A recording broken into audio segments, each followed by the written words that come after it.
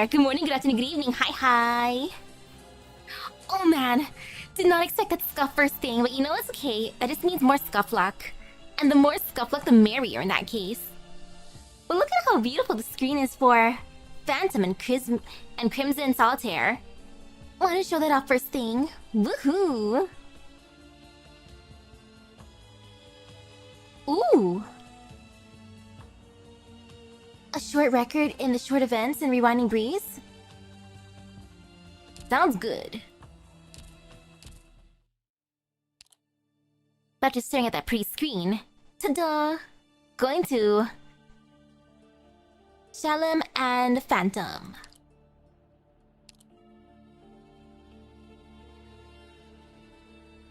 I'm so curious about the stuff in the background behind of him. Like, look at that face, especially. Totally not sus looking at all, that purple one.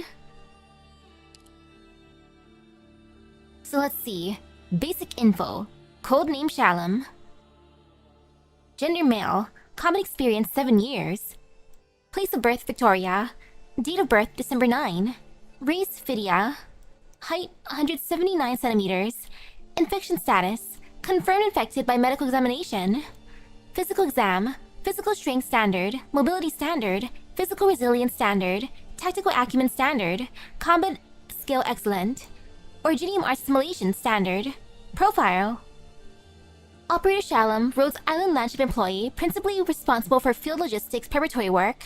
Several items of background still as of yet unverified.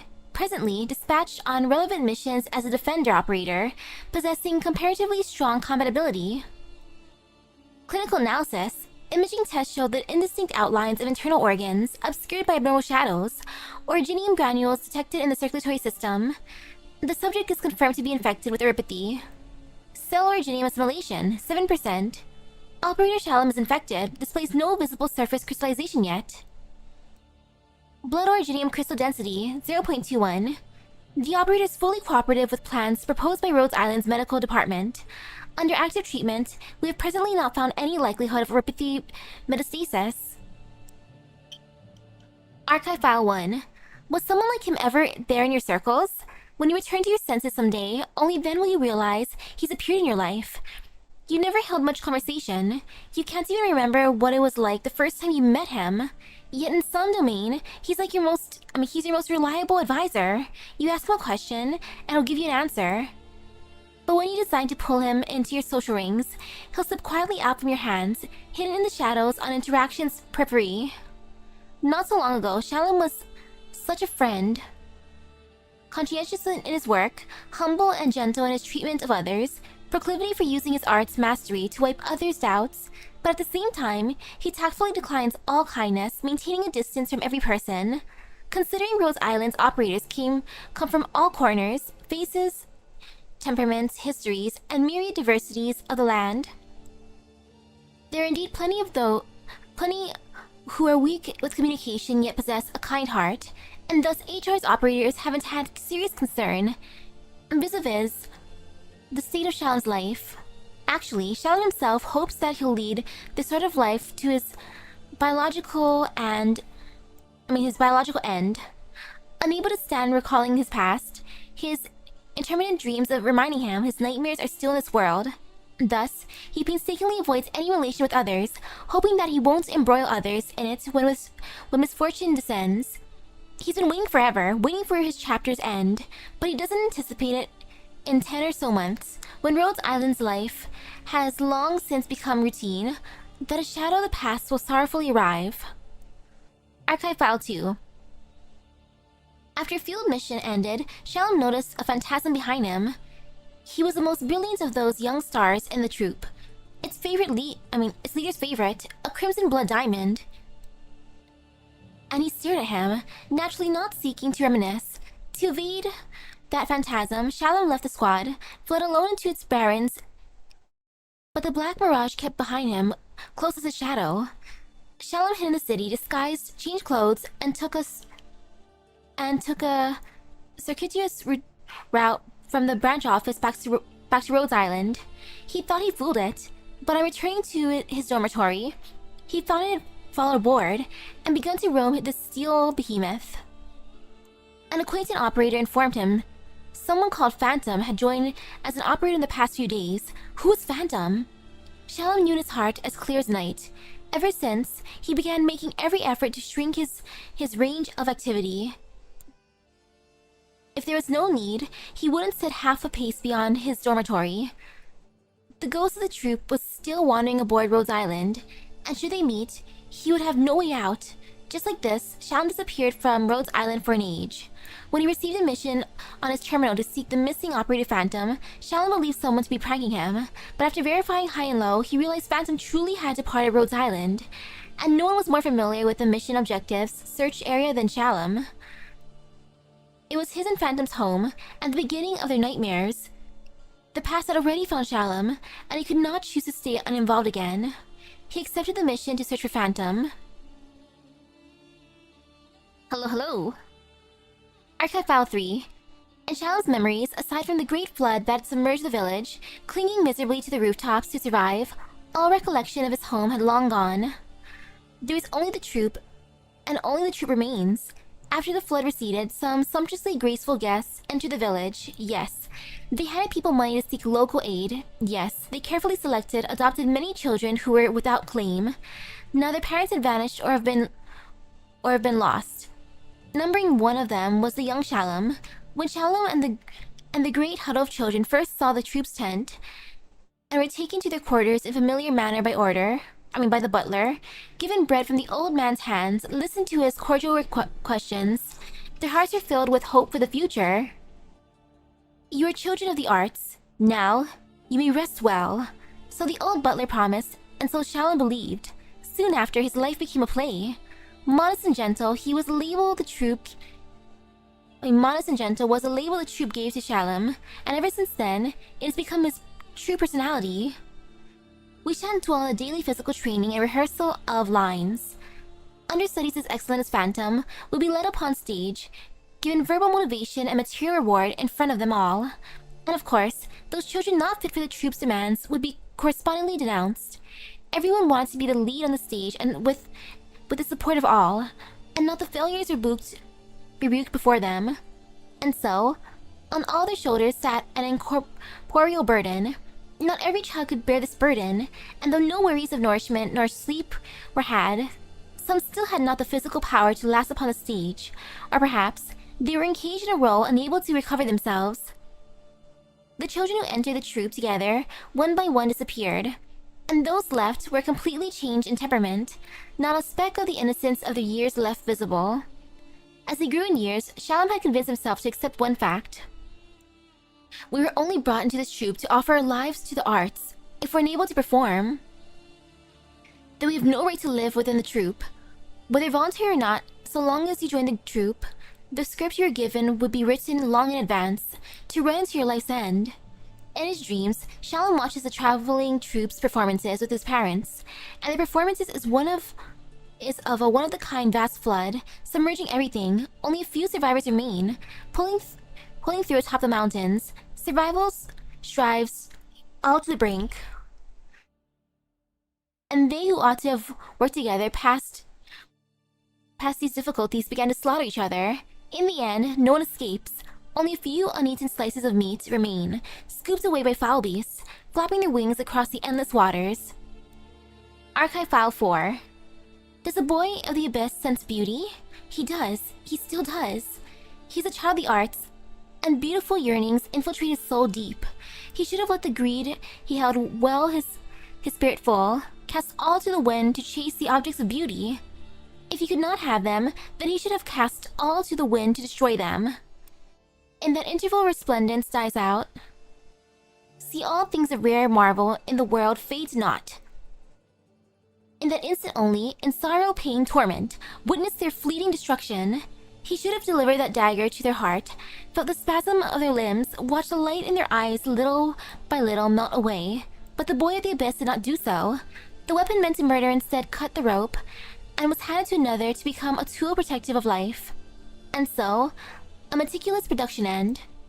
A play rendered a complete shambles by the boy of the abyss. A stage offered to him to prove his talent, so wasted and defiled by by conscience. Sinner, sinner. Yeah, it definitely sounds like a great criminal organization. Like, sheesh. Only survival of the fittest. This crowd, this lamentable coward, a hunter letting go its prey, presuming to still return to the castle to report to its king. And yet he follows the prey's steps, disappears with it into the Baron's ends. Let him be far from civilization, far from art, to go to that wild brink. He is fit only to be exiled. Good morning. Promotion record. When a person begins learning to perform, or takes up the profession of an actor, they bear for the rest of their life a curse. Are you doing what you would, or carrying out an endless performance? You're very good at surmising the personalities of roles, able to vary your expression and body language as you like. But do you still remember your own personality? People can change. Perhaps you've already matured. And maturity has brought the personality you show far, far away from your juvenile years. What time is it for me? 7:28 p.m. So pretty early on a Friday. In which case, which personality is true and which is the false? Do you enact your true personality? Or is your false personality itself the true you? Oh, I imagine you likely can't make heads or tails anymore. Let me show you a way forth. Whether you're the bottomless boy of the abyss, taking the stage, or the nobody Shalom aboard Rose Island, listen to this suggestion from your old butler. Everything is a sham. You are not your own self. You're born a performance. Don't be led astray by yourself. You are a role, and the role is all that you are. The role's choices are your choices. Now take the stage, performer. The time you offer yourself to art has come. Man, Mr. Butler, you sound pretty terrible, Mr. Butler. All this gaslighting. Sheesh. Also, I don't like how behind him he has a snake. I'm just thinking of Sussy Snake Uncle. And now the play that was. The nightmare never left. What an introduction to Shalom. The sky's a strange color. The sun is dark, the clouds are gray, the sky begins to split in the distance, the cracks spreading along its center. But all this is no longer important. You remember this day. You can never forget it. It is like a prophecy destined to come true, one known by everyone. It is like a nightmare that can never be shaken, always entwining. You cannot tell if this is just a play. Perhaps your entire life is just a play, in the eyes of another. Abyss. You ask yourself, the actor on the stage must follow his script, but what about you? What choice will you make?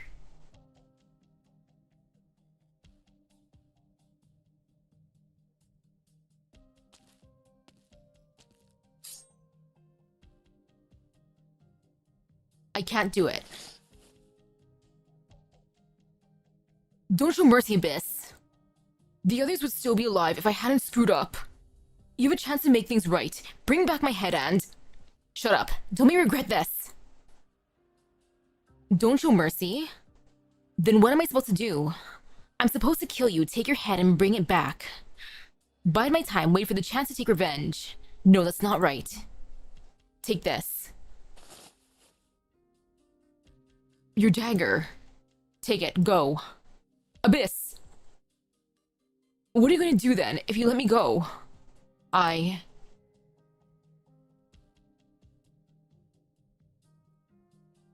Darkness.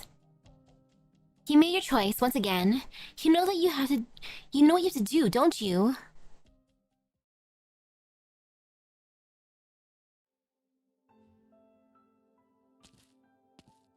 Hello, village?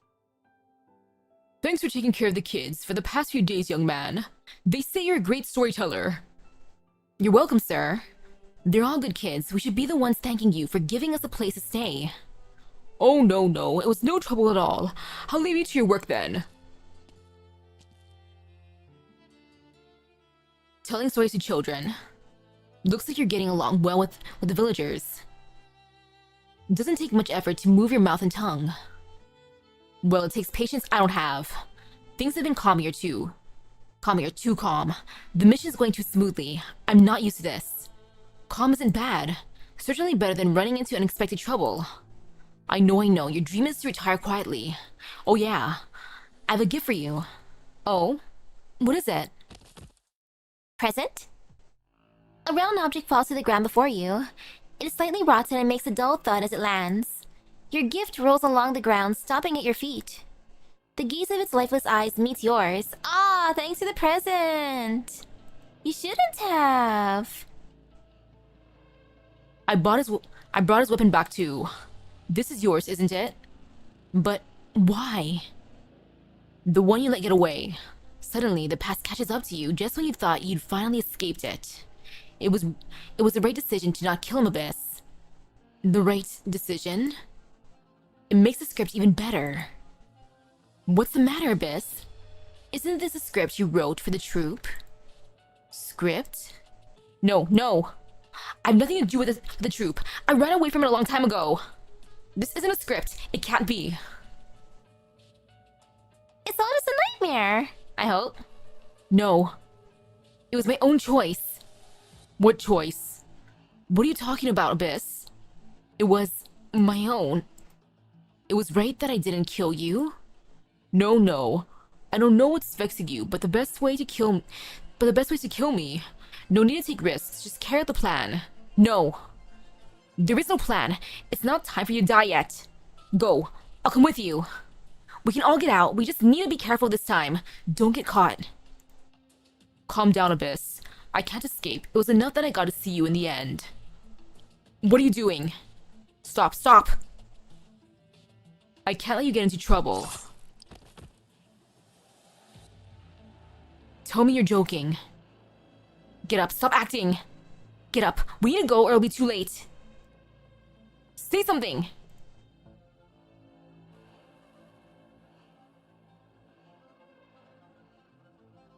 There's no other way, Abyss. Kill me and take my head back.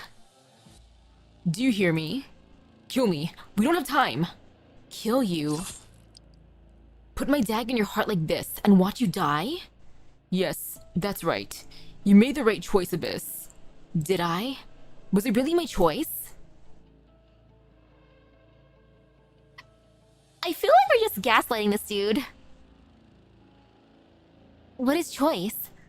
What are you? Everything about Abyss was created by the troupe, the self that you had sought. Does it really exist?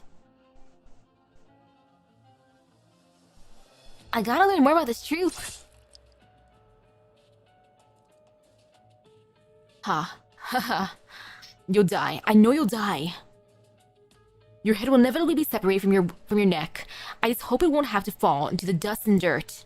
That's why this time, I'll cut your head off myself. Is that your prophecy, Abyss? I'm not a prophet. I just saw it. I saw you die. You'll die, even if I let you go. I ran, but I could never get away. Of course you can't. You'll never escape their eyes, no matter how well you hide. Who's watching me? The audience, of course. Audience? Why are they watching me? If I screw up, all they'll do is get rid of me. Certainly. There are those who are angry at your docile performance on the stage, but that's to be expected. We all know this is where the allure of the art truly lies. A good play with good actors should be able to move people's emotions, don't you think? No, that's not what it is. It can't be. It was my choice to let you go. It's not their will. If you're really sure about that, then why are you still trapped in this nightmare? Why does the day keep repeating itself even though you've already escaped? Why do you keep trying to anything you can to detach me from that body and bring me back with you? You're afraid of this. Letting me go was your first and only act of defiance. Running away from the troupe took all the courage you had. The blood diamond had come for you, but all you could do was hide.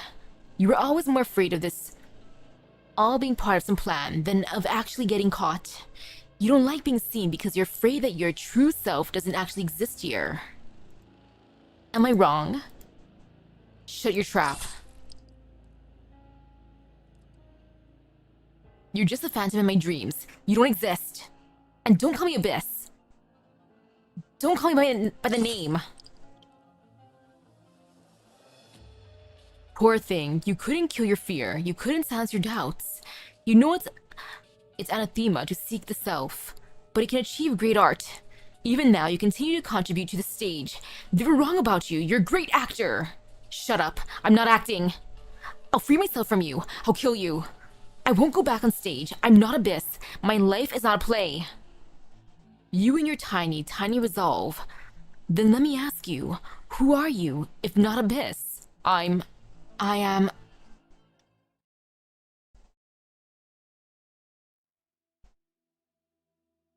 Okay, we're back here. Lem? Shalom? I'm here. Sorry, I was distracted. Did something happen? What were you daydreaming about? Not that it matters, it just sounded like you were talking to someone, so I came over and saw you staring into space. You were hearing things. I'm the only one here. There's no one else. Really? Guess I should get my hearing checked. Oh yeah. Beep. What did you just call me? Huh? Beep. What's the matter? Isn't that your call sign? Never mind that. Look. I have a gift for you. A gift? Oh no, is the nightmare just gonna repeat itself? Just oof. Poor Shalom. I wonder what this troop is like now, even more. Cause sheesh. I feel bad for him. His village got destroyed by a flood. He became an orphan. Was adopted by some person that seemed nice at first, giving him bread. And then stuff happened. At least he tried to escape. He were tried. Or he escaped technically. He's doing his best. Though dang, Phantom looks cool. Phantom looks very, very cool.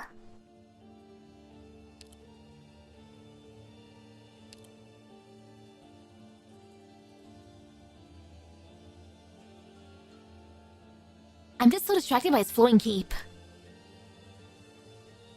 I can see why Phantom would be the main actor, if he is. Like, look at that presence, that aura.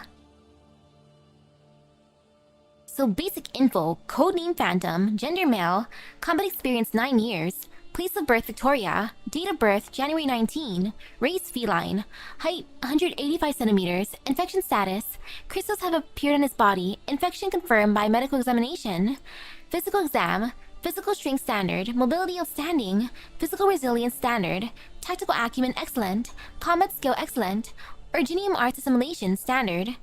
Profile, Phantom, an assassin who has acted independently in Victoria and surrounding areas, has been difficult to identify in the past, and his previous history has not been fully verified. He has now joined Rhodes Island as a specialist and boasts exceptional combat capabilities, but must be treated with caution. Clinical analysis, imaging tests have shown the outlines of his internal organs to be indistinct due to abnormal shadows. The originium granules have been detected in his circulatory system, confirming him to be infected with erypathy. Cell originium assimilation, 14%. Significant crystal distribution is visible on the surface of the body. Considering the peculiar location of the crystals, the voice of Operator Phantom may have undergone serious changes. Blood originium crystal density, 0.35. Phantom's prognosis, based upon his current infection status, is poor, and there is potential for further deterioration. He has a slightly negative view towards medical treatment. I'm afraid that if this continues, there'll be little that can be done for him, even in the best medical setting. Ansel.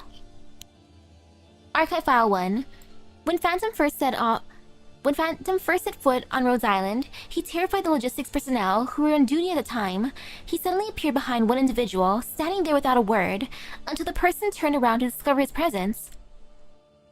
He just stood there menacingly. After the incident, the ship's monitoring and deterrence facilities were given thorough, all-around upgrades. In the words of a rare, angered closure, Even if he is just a shadow, he should never be allowed to board the landship without permissions ever again. It's just far too arrogant. Phantom was quite frank about his work as an independent assassin.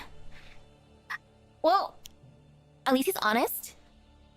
As the general public is quite aware of the nature of his profession, this quiet assassin from Victoria usually keeps a low profile and has few words to say even after becoming an employee. Phantom has also disclosed little about his prior experiences. Accompanying Phantom on his arrival to Rhode Island was a person as mysterious and alluring as the night itself, someone known as Miss Christine. Oh, Miss Christine, eh? Is that the cat? Through her demeanor, it was clear that she was a refined and haughty woman. No one knows whether she will remain or leave, and she is not always seen with Phantom. Instead, happy enough to wander around as if quietly patrolling her turf. I love Miss Christine. Appendix. 3 suggestions when encountering Miss Christine. Number 1. Never touch Miss Christine. Wait for her to approach and accept when she leaves. Number 2. Show a respectful attitude towards her, as if deferring to a beautiful maiden. Number 3. Maintain a pleasant demeanor.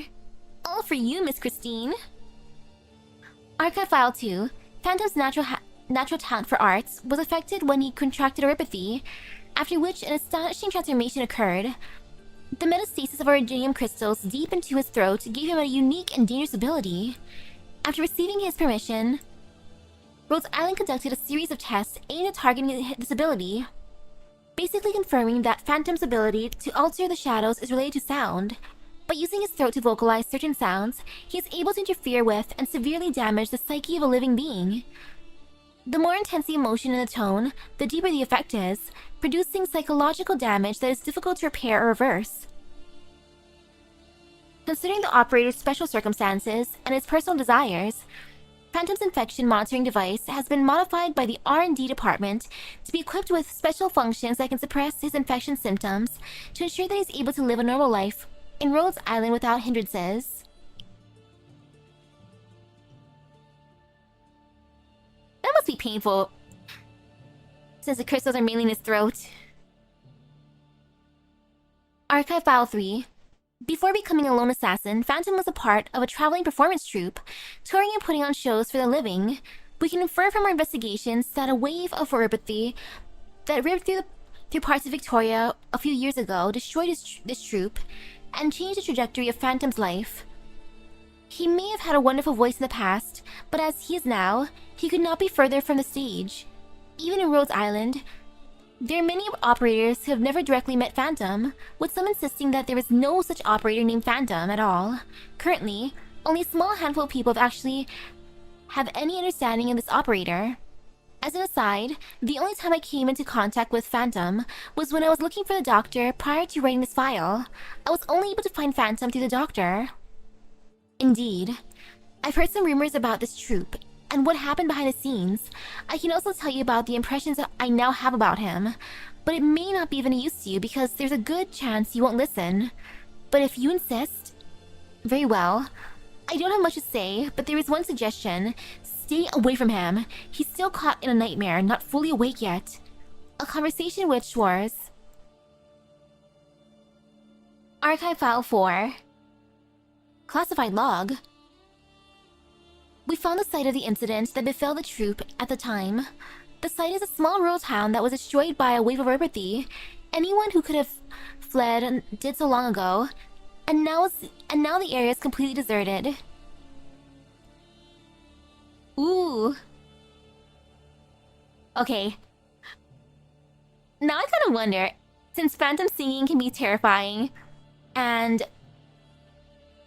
pierce emotions, and Artoria's arts also pierce emotions, imagine if they collabed. They would make the most intense song. Too much time has passed, and we didn't have much hope in the first place, and indeed, everything here seems to have been forgotten. Seeing this photo should make that clear enough. It's just like one of those fabled ghost towns. All the residences, facilities, and public spaces have been preserved as is, including the troops' tents stationed in the park. Just like in the records, the only thing that's missing are the residents.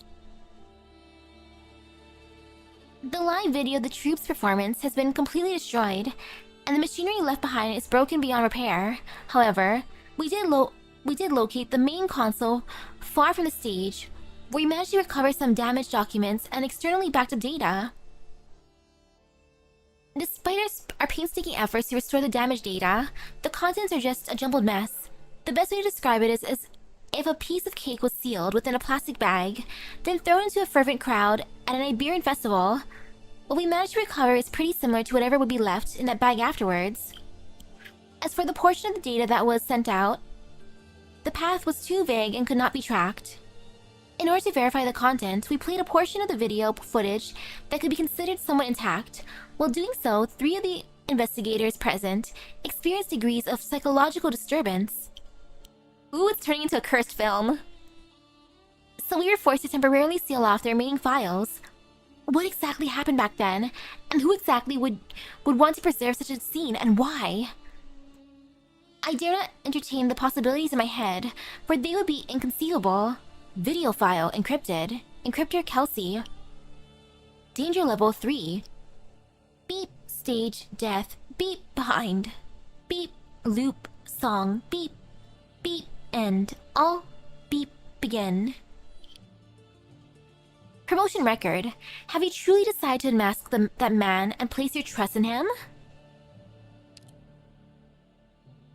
Cooperation?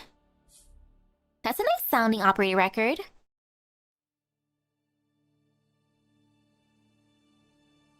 I wonder if he get his cloak or his sword caught in his cloak.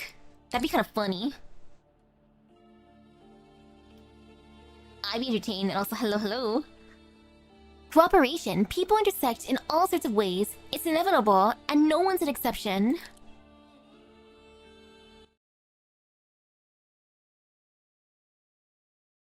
Rose Island Landship. In some remote corner.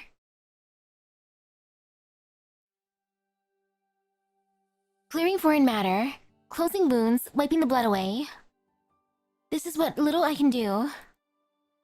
For finer treatment, you'll need the aid of a professional doctor from the medical department. This'll be enough. Thank you. Where will you go? Back to where I belong. To where you belong? You mean to say, all alone by yourself? Well, won't you go celebrate with your team? You've all been on such an important mission this time, and their spirits are so high. And you could surely be together. I need not. In times of celebration, there need not be me. Under the midday sun, there need not be a shadow. Perhaps the one who ought to join the celebrations is you. That I can't. As you see fit. I should be taking my leave. Hold it! I finally found you, Operator Phantom. Dr. Whispering, were you tending to his wound just now? Yes. Though you may not formally be on the medical department's roster of doctors, I still have a responsibility to remind you. According to the regulations for management and treatment of Rhodes Island's wounded personnel, all wounded operators must undergo registration at the Rhodes Island Medical Department. When people treat operators' wounds in private like you have, we can put the little cuts and illnesses aside. But in the off chance any complications arise in Operator Phantom's condition or from his wounds owing to your incomplete care, that creates a headache for the medical department.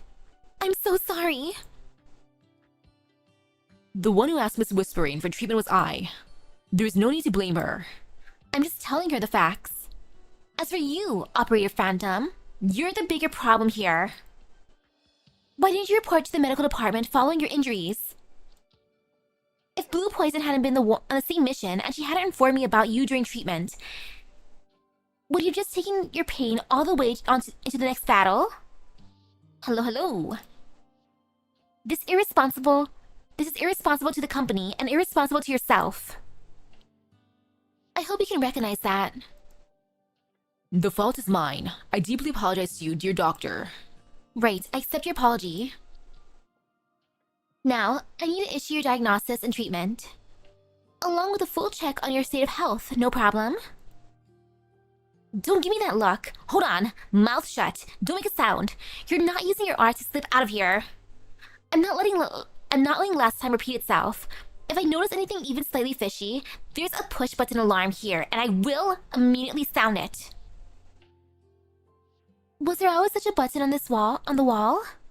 Just relax, there'll be no corridors. I'm not taking you to the medical department. Blue Poisons told me you don't like places with a lot of people. So I brought all the equipment here.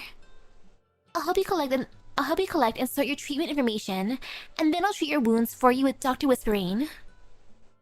No problem, Dr. Whispering. By all means. Will that be okay then, Operator Phantom? Huh. Silent nod. Good. Then I'll begin your diagnosis and treatment immediately.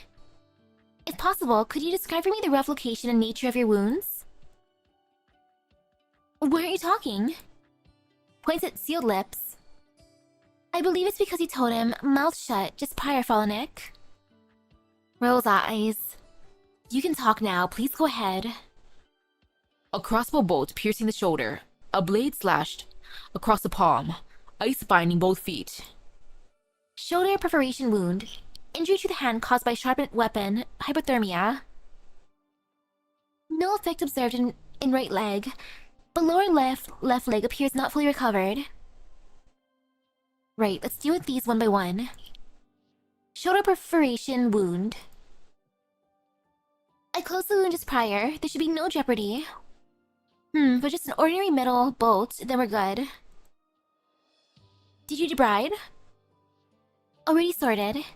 Judging from the healing of the wound, there should be no possibility of poisoning or infection. Right, next item. Laceration to the palm. Seems to be healing well. However, with two separate wounds, we have a substantially higher risk of infection, so in a moment, I'll give you a prophylactic injection. That should sell that worry. Finally, frostbite on the left lower leg. Okay, alright. Stay like that. Don't move. I brought the detection apparatus just for this. This might hurt a little. Hold your breath. Sample collected. Beginning analysis. Good. Once the numbers come out, I can give the final diagnostic conclusions. Any other discomfort or injuries anywhere? Hello, Miss Christine. Miss Christine, you seem to have something in your mouth. Are you listening to me? No other injuries. Good.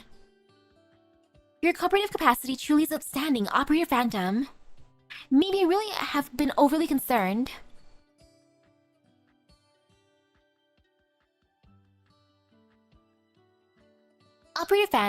Phantom, you're specialist operator, aren't you?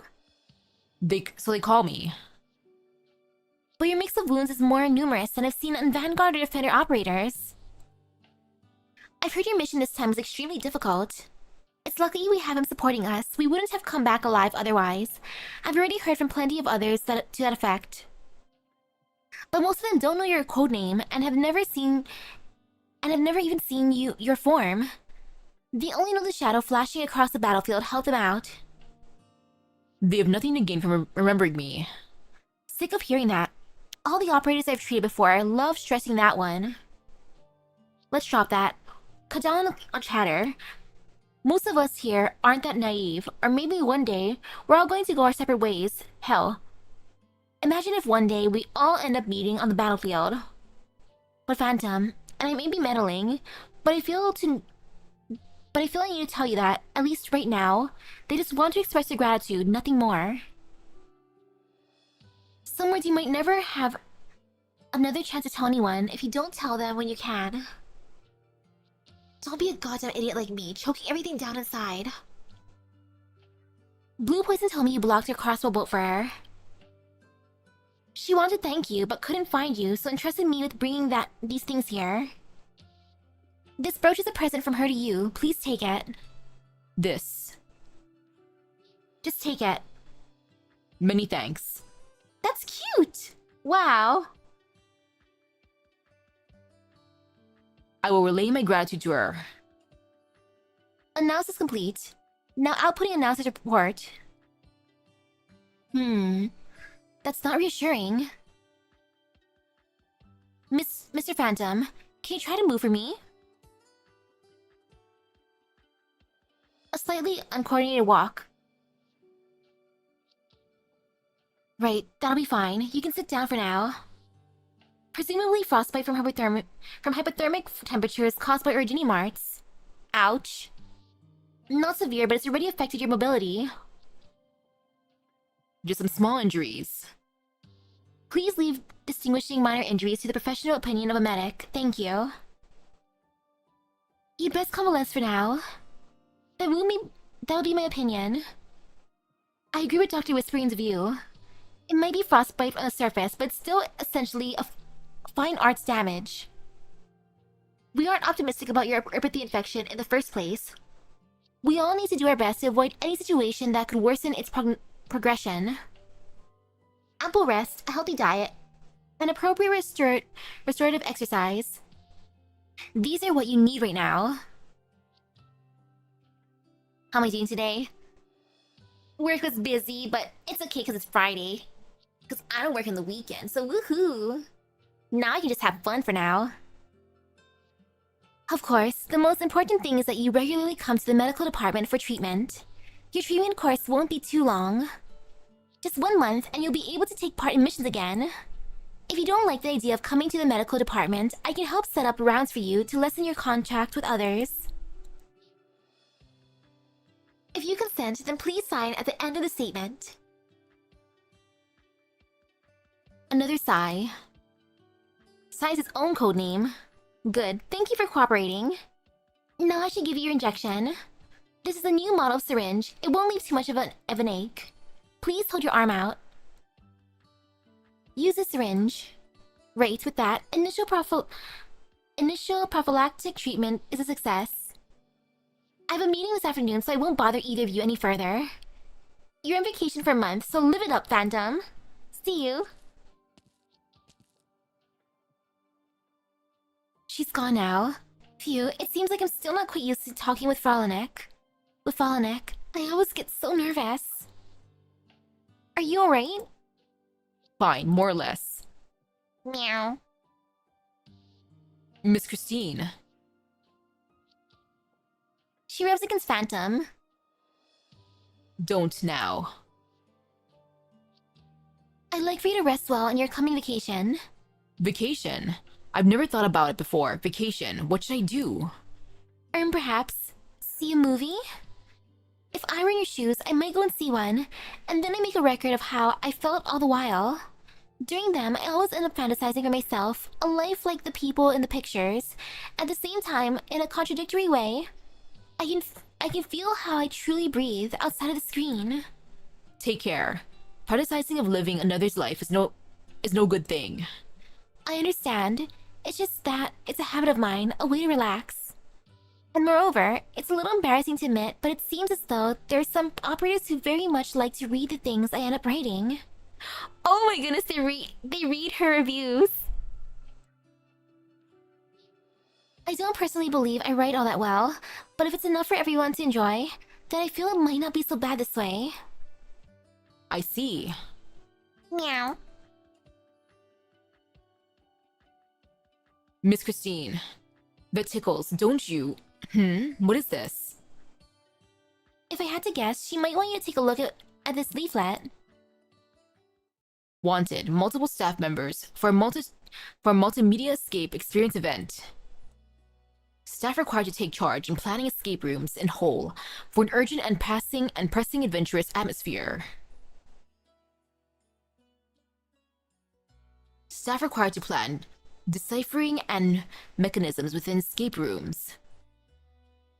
Staff required to act out roles. Thanks, Miss Christine. Design until opening to last 1 month. Salaried for the duration with 3 meals a day included. Interested operators and staff aboard, please find details at the Human Resources Department. Multimedia escape experience. I've heard it's a new manner of entertainment, one that emphasizes stimulating the senses and immersive experiences. It seems as though most escape experiences are themed to rely principally on elements of terror and suspense. I'd seen one sometime before. Its theme was an underground labyrinth in Minos. Truthfully, I wanted very much to give it a try, but that day, the A1 detachment's operators told me after experiencing it themselves, it scared me to death. Yet while they told me that, they seemed to be so happy. Fear, but with joy? Enjoying being frightened? I didn't dare go back then, and now that I think of it, maybe I regret that a little. Perhaps this time I can... should I ask Weedy to come with me? Miss Christine, were you hoping for me to see this? Meow.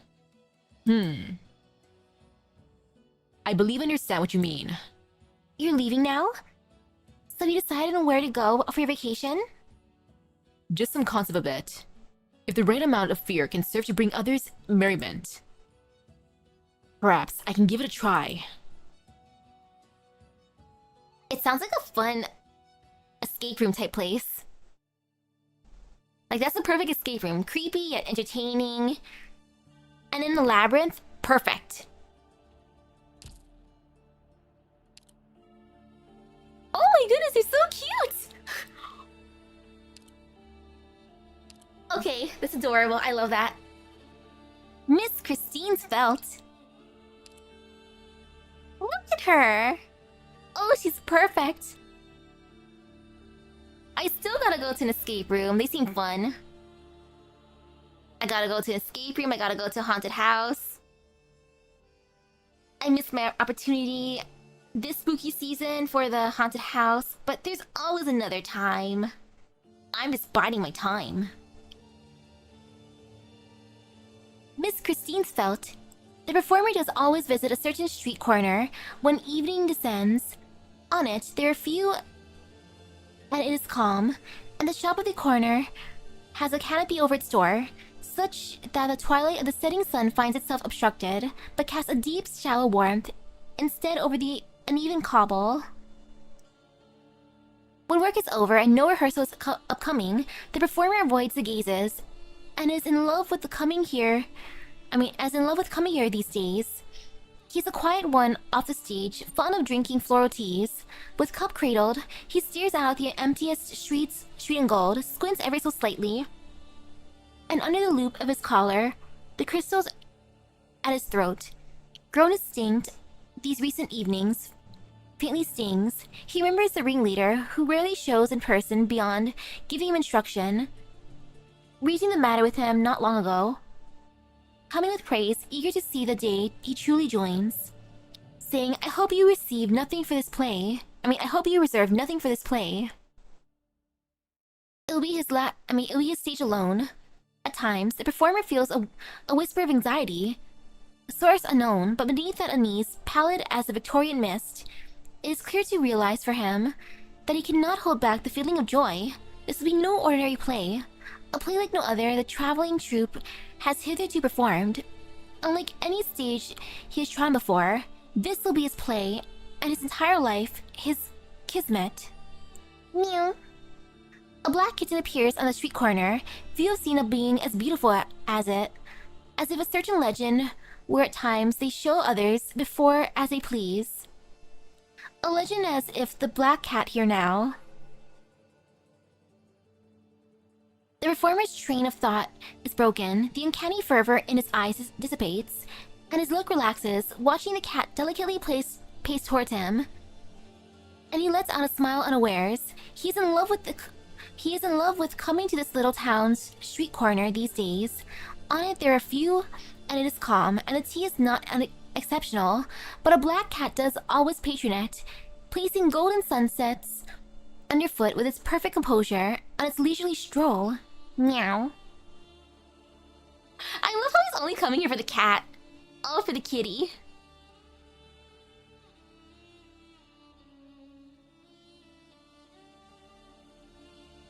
They could have been... Oh gosh. The troupe could have originally been in Lithuania, got kicked out, and that's why they're inside of Victoria's borders. Or they just traveling troupe. Its tail elegantly sways, approaches his side. The performer tries to reach a hand out to the black cat, and it gives an askance look. Its ears shake a shiver, but it does not show immediate refusal. Thus, he can as he carefully strokes its finely sheen fur, the sunset that lingers on this kitten soaking into his fingertips. His smile supplants all other mood in his vision, and the performer has long since had a fine name in mind for this unusual new friend, and merely has not given it yet. He has decided, if this black cat keep coming forevermore, he will ask her, "Would you like to walk with me?" The cat distribution system got to him.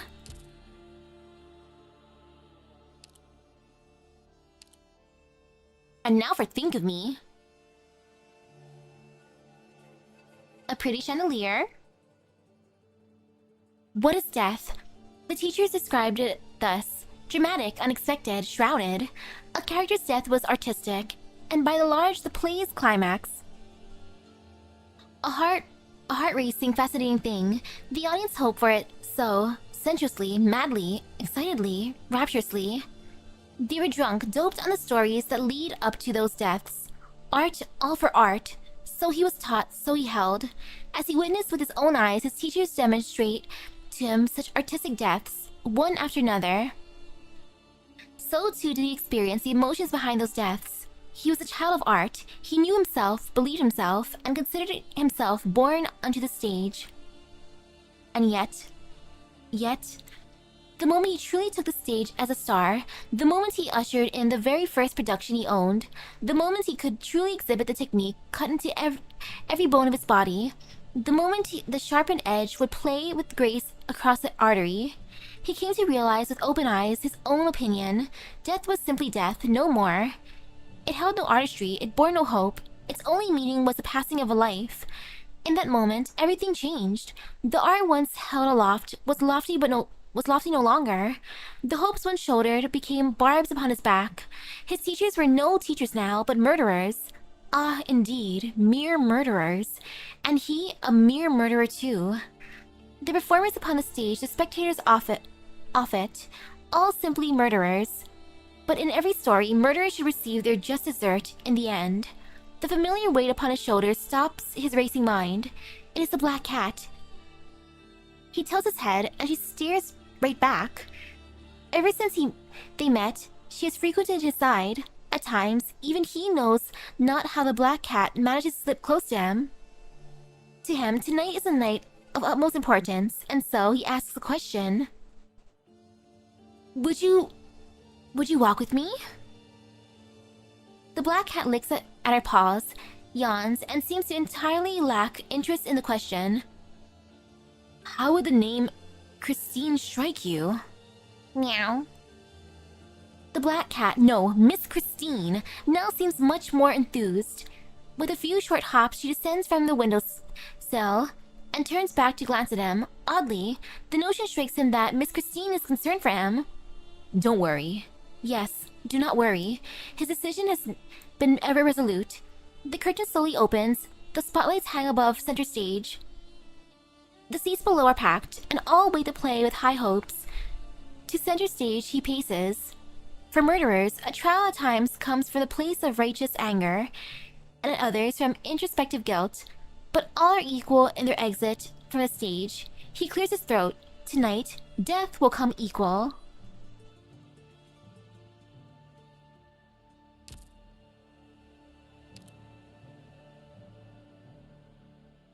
I like how all these involve Miss Christine. Phantom's specialized badge. In light of special permissions granted, the field operations department has hence passed the following resolution with respect to Operator Phantom. Where the entailing mission would fall under integrated strategy scope, this operator shall be pursuant to tactics of a reinforced nature in meeting the enemy. In witness whereof, this badge is hereby conferred upon the above named. We bid the night to be sweet. When any hand dare reach to lift the crimson curtain, sever it. Okay, the archives in the rewinding breeze.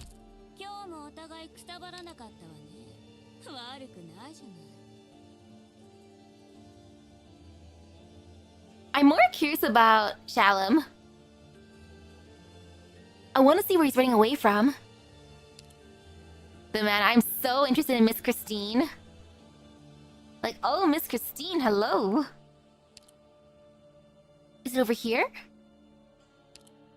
Like this area? Or in a different one? Could it be... Oh, special operation. Okay.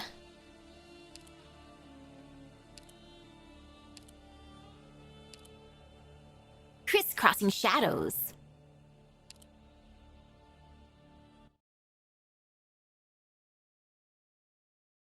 Mesdames et messieurs, we thank you for coming tonight.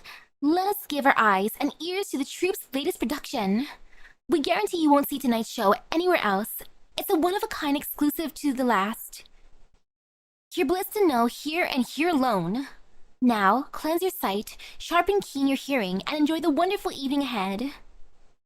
Welcome all to the Crimson Troupe.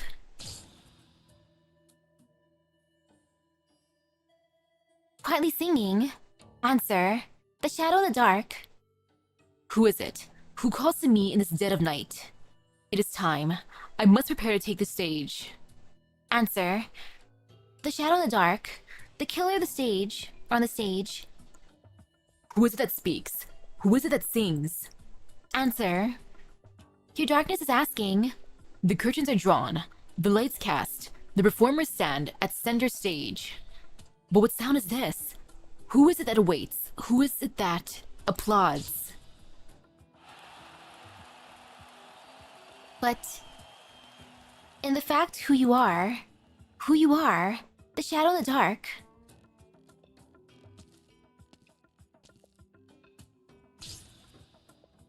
Who am I?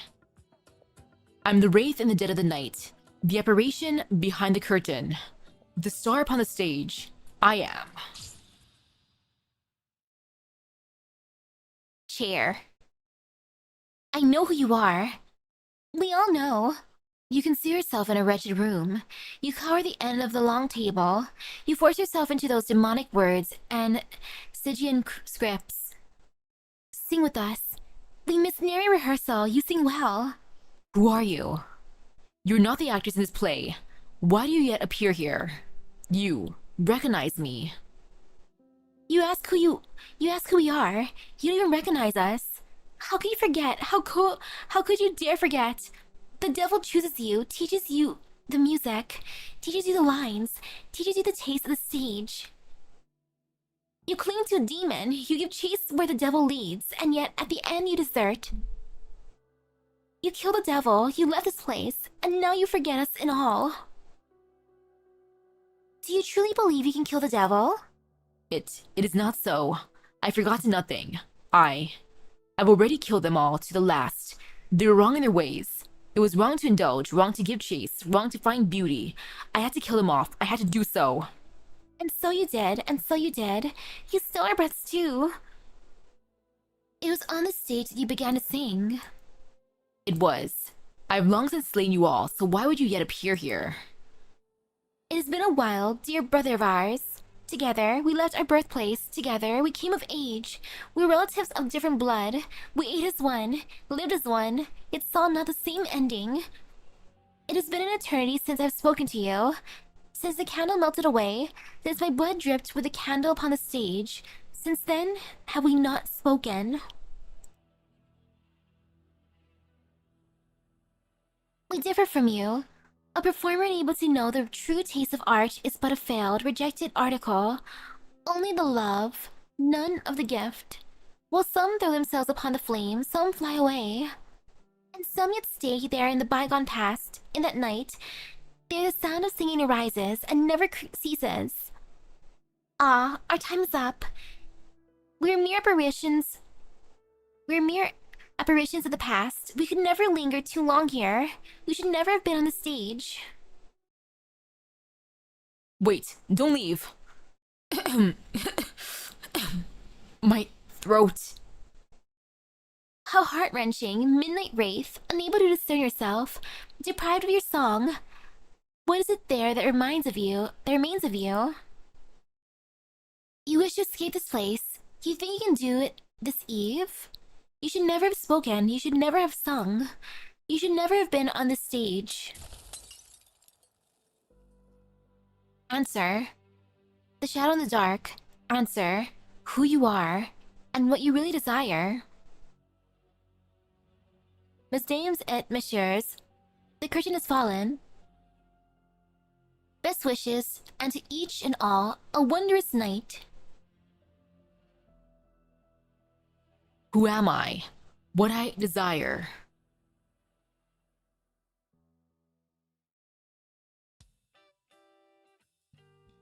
Eight 10 a.m. Overcast rain. Rhodes Island Landship, 2nd floor, Human Resources Department. All operators of this group should be accounted for here. 1, 2, 3. Good. We're alright. This one's a previous number? Someone must have gotten it mixed up in this batch. Who did these papers? Gotta be pretty careless to mix up whole groups. Phantom? Who's that? I don't remember any operator by that name. Huh? And why is a part of the file missing? Weird. What's going on here?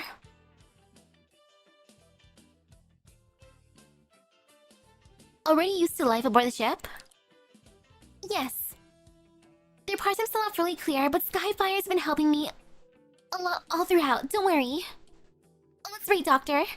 I read the operator's manual Skyfire gave to me. Print it back. It's got all sorts of interesting notes in it, and the writing is clear as crystal. It's honestly a joy to read. Who's the author? I have to know. They're amazing. Oh, and the canteen's food is delicious. Skyfire said I've gained plenty enough weight, and she forced this pamphlet on me for Miss Hibiscus's healthy meals.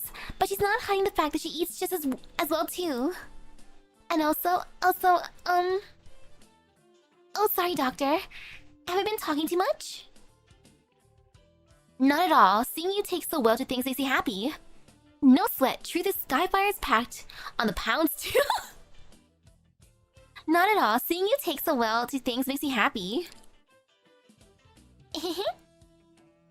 Everyone here's so kind. They all take care of me so well too. It makes me very happy.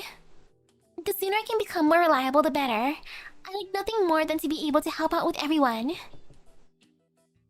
Oh? Someone's here. Come in. Sorry to interrupt, Doctor. There's a file that needs checking over. Do you have the time right now? Dr. Kelsey and Amia both said I should come here to ask you about this. Let me have a look. She hands the file materials over to the doctor. This file here. The records pertaining to Operator Phantom's background are incomplete. Plenty of information is just missing. I don't know who was previously responsible. They didn't even fill their name for it on HR's table. Likely they were swept up in work and plain forgot.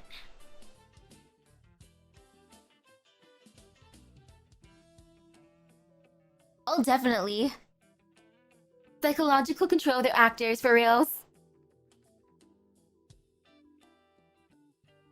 We've had a lot of newcomers in recently, so it's a perfect time to get all of our data on our operators sorted. Plenty of omissions like this coming to light, honestly. It's nothing glaringly huge, but we've got to get it up to scratch, same as everything else. Sounds like you're having a tough time. If you need anything, I can help too. What's your name? Nice to meet you. I'm a new caster operator, codename Mint. Ah, I remember you. You're the new girl that got separated during the last mission, right? I swear, Miss Skyfire was this close to exploding. I'm sorry about that, and for all the trouble I caused. She must be angry with me. She was lecturing me non-stop afterwards. No, not with you. She was upset with herself because she wasn't watching her own back properly. At least, that's what she said. Huh? So she wasn't... I know. There's times Miss Skyfire can be pretty strict with other people, right? But she's much stricter with herself, really. Take last time as proof. She reflects on herself first before she starts grumbling at anyone else. And you can't blame her, really. Once you've seen her pitting herself against her own standards, upset at herself for falling so visibly and palpably short, getting chewed out by her from time to time doesn't feel so rough. You're right. That's how she really is. I admire her a lot for that. I can tell. Anyway, thanks for offering to help. We've definitely taken on a lot of fresh blood in a short time. Whether it's us, medical or logistics, we're all a little swamped. Oh, wait, Operator Phantom's file. Circling back to that, we've got a decent amount of Operator's files in incomplete states. In general, standard protocol for small questions is we find the person themselves and ask directly, but Operator Phantom's kind of tricky in this regard. I'm gonna put it straight, we can barely figure out where he is. Is he not on the ship right now? No, our mission records say that he's not in the field for anything.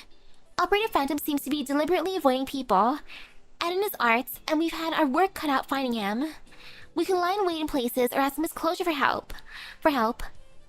But we can't just spare a single person, and waiting's not an option. And as for the latter, well,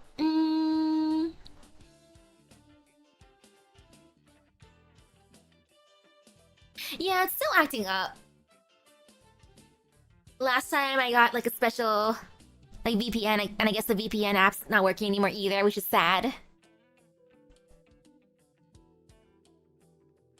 And heck, even the Baily app itself disappeared on the App Store for some reason. I'm like, but why? I heard he caused some trouble when he joined us, and now Miss Closure's pissed off with them. So he'd probably be telling her, this is your chance to give him a public execution, right? It's hard to even guess what would happen afterwards. This definitely sounds tricky. Are Mr. Phantom's originating arts similar to Mr. Ethan's? Or, wait, let me look at the manual. Right, like Miss Manticore's?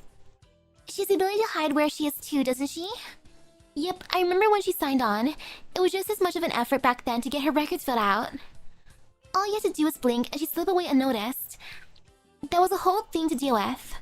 Manticore's got plenty of anxieties of her own.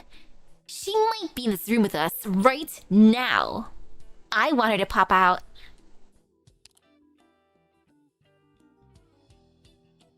I had to buy a VPN last time. What? Miss Manticore's in here? Really, Doctor? You're kidding, right? Really, Doctor, you can't just joke like that. Oh, I gotta sneeze real quick. Single sneeze. Miss Manticore's case was more helplessness. I get the feeling that Operator Phantom's just using his originating arts to dodge us on purpose. Is that so? Dr. Kelsey and Mia said we could ask you to help us out with this. Do you have any good ideas, Doctor? It's not like there isn't a way. You mean it? Great. What should we do then? What should we do to find him then? At times like this, we seek the Madam's opinion. The Madam? Doctor, do you mean Miss Christine?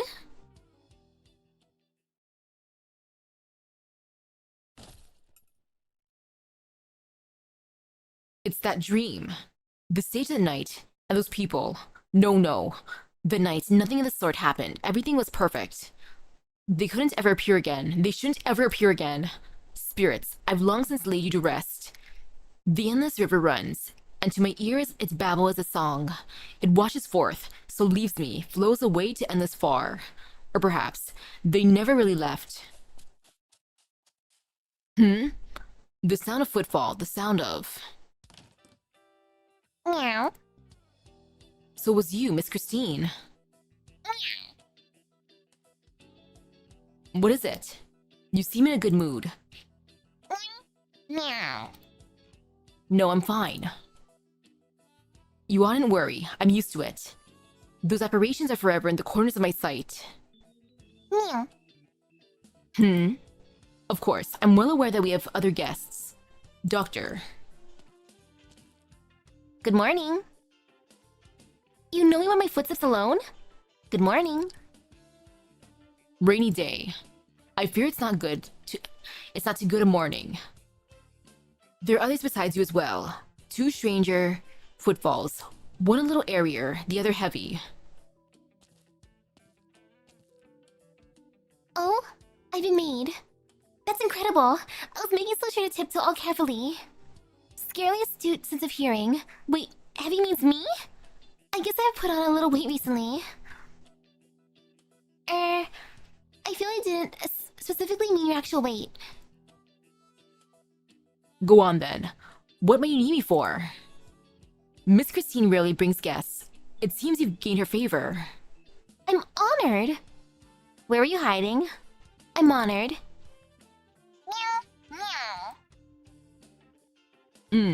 Miss Christine expresses her approval. Anyhow, the important thing is we're finally face to face. Nice to meet you, Operator Phantom. And you are? I'm from the HR department. There's a file of yours with an incomplete section. We only have a few questions, just so we can check our knowledge from the top. File. I understand. What Rhodes Island would like to know? Thank you for your cooperation. Don't worry. All I need to answer is a few simple questions. Only before that, allow me to just quickly confirm your Originium Arts control capacity. Have you noticed any issues with your specialized monitoring equipment, Mr. Phantom? Particularly, in day-to-day moments, for example, like our current conversation, any tendencies for your arts to take effect in a manner that exceeds your control? Based on your feedback, Mr. Phantom, the techs can make the necessary follow-up adjustments to your equipment's respective functionality for you. No need. It is plenty enough for now. Its suppression of the crystal's growth is very much appreciated, as are its counter-adjustments of frequency and amplitude. So long as syllables don't form melodies, there are no problems. I thank you greatly. No worries. Supporting operators and controlling their arts is one part of what we do.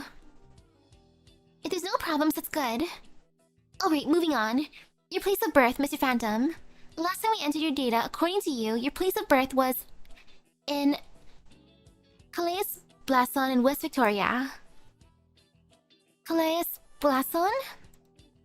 Correct. Well, that's strange.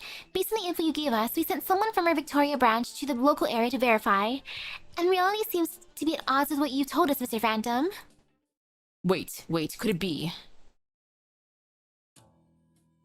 The stage draws to a close. Out from its drapery seeps blood. Fresh flowers lie trampled on the ground. What's wrong? Something sounds with a crack. A dinnertime glass. Paint begins to flake off the cabinet door. The people on the street side laugh. A tomato drops to the ground. A flower is trodden on. The wind makes the piano resonate. Hot and stifling, the stage lighting pierces through black cloth. The audience at the roadside applauds. Who is in the alley? What's wrong? What's wrong? Who is it laughing?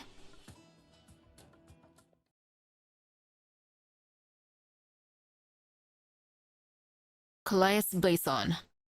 Could it be that it doesn't even exist? Correct. Investigation couldn't find any nomadic city with a similar name, nor any area. Mr. Phantom, I should remind you that if you don't want your place of birth to be known, you have other options. Applying for temporary confidentiality or requisite level of access authority are both possible. But if you're going to lie about the most basic things, then that's a completely different matter.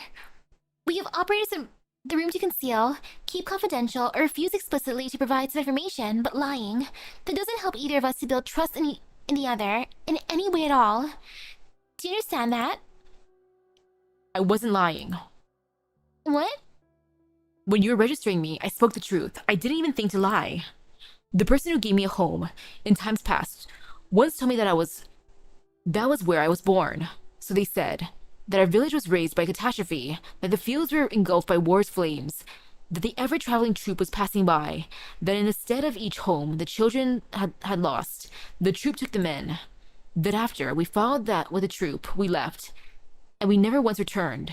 Apart from this singular name, I know nothing about the land it was. This is really, really weird. What's even going on here? Could it be your guardians that had made a mistake? They probably lied. It's all probably just a background story that they made up at this point. It's like, we're not gonna tell you where you guys are from.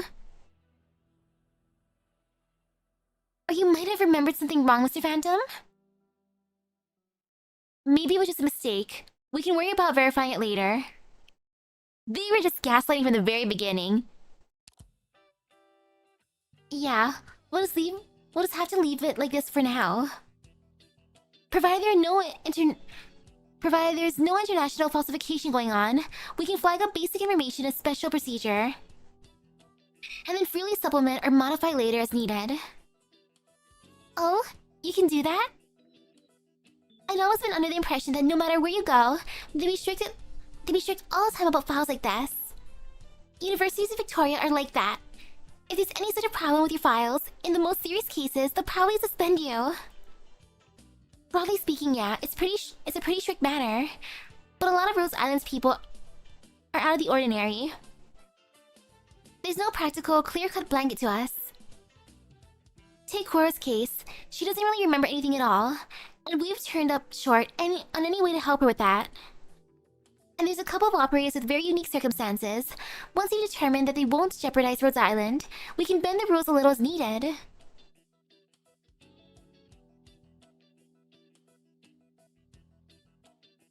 Ooh. The troop could have done it themselves and played the role of savior.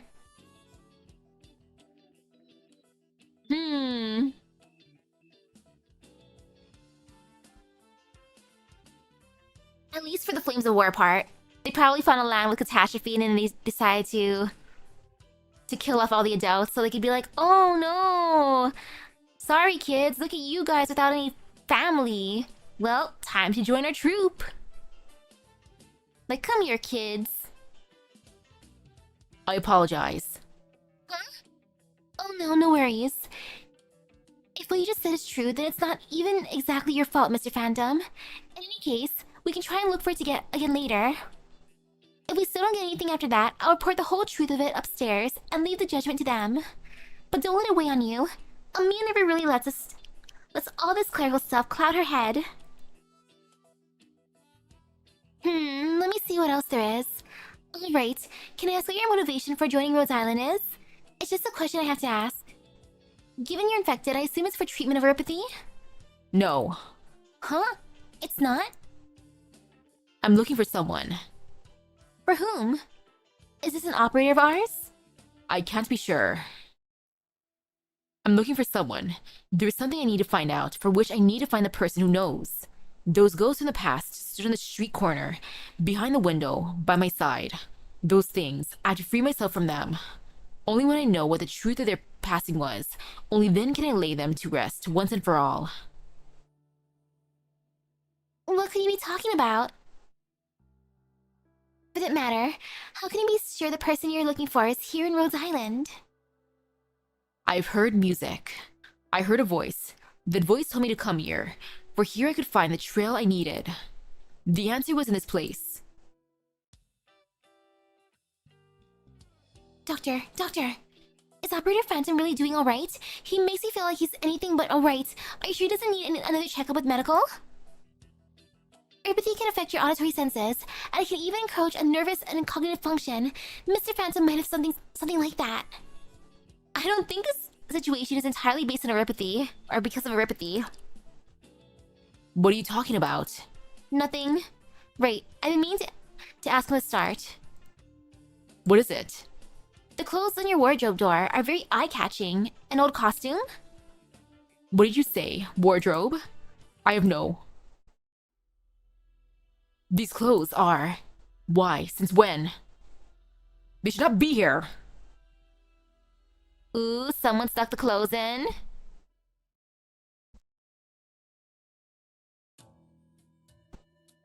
Bouquets forced into a cupboard. Dark gray clouds.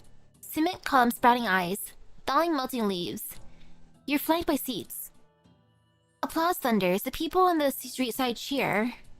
A refused bin stands and breaks into dance. Who is it that sings? Who is it that sings? Who is it that sings?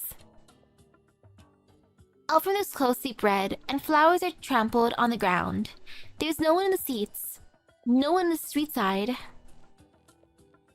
Ah yes. Oh no, someone has broken into my house and given me clothes. A fiend.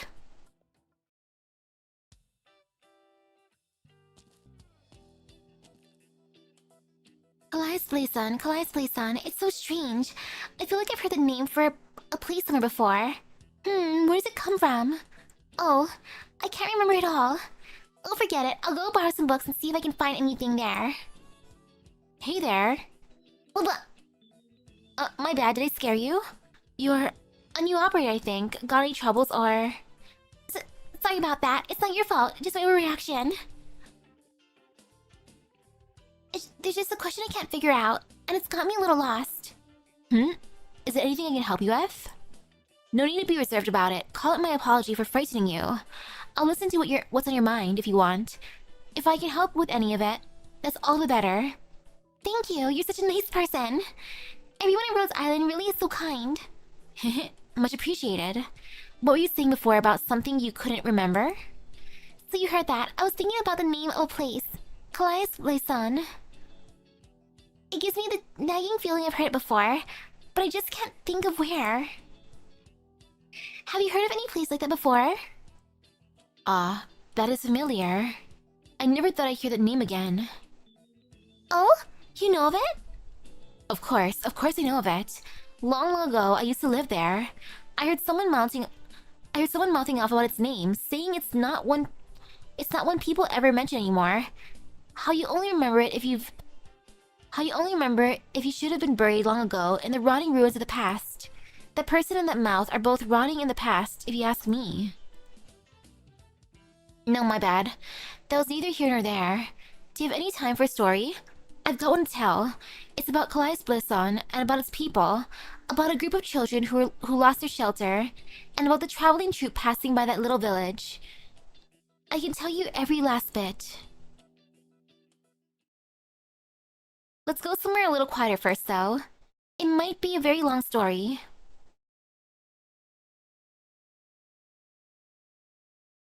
Oi, what happened to the story, huh?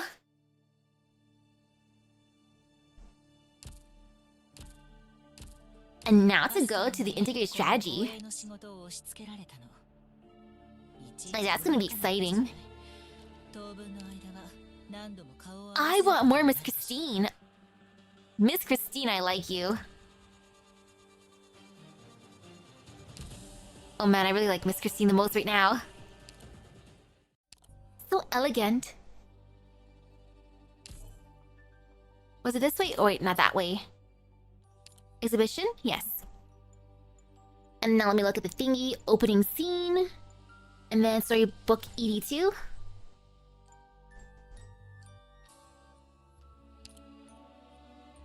Is it over here? Oh gosh, where is the opening scene?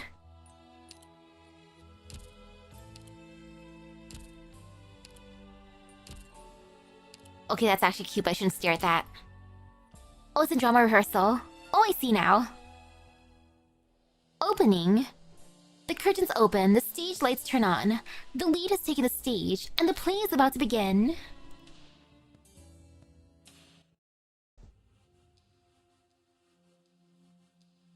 The old castle stands amidst the forest. The place is in just the perfect state of disrepair.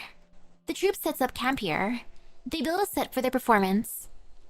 Their years of operation are met with success, yet there remains unanswered questions. Where is the lead performer? Where is the main character? Silence, silence. No one can give the answer. Who the lead performer is naturally obvious. The main character need not identify themselves. Step onto the stage. The troupe's new star, the troupe's blood diamond.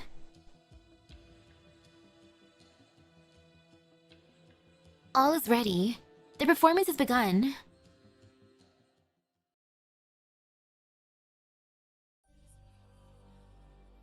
Main character energy. You know, I kind of love that. And I'm gonna change the music.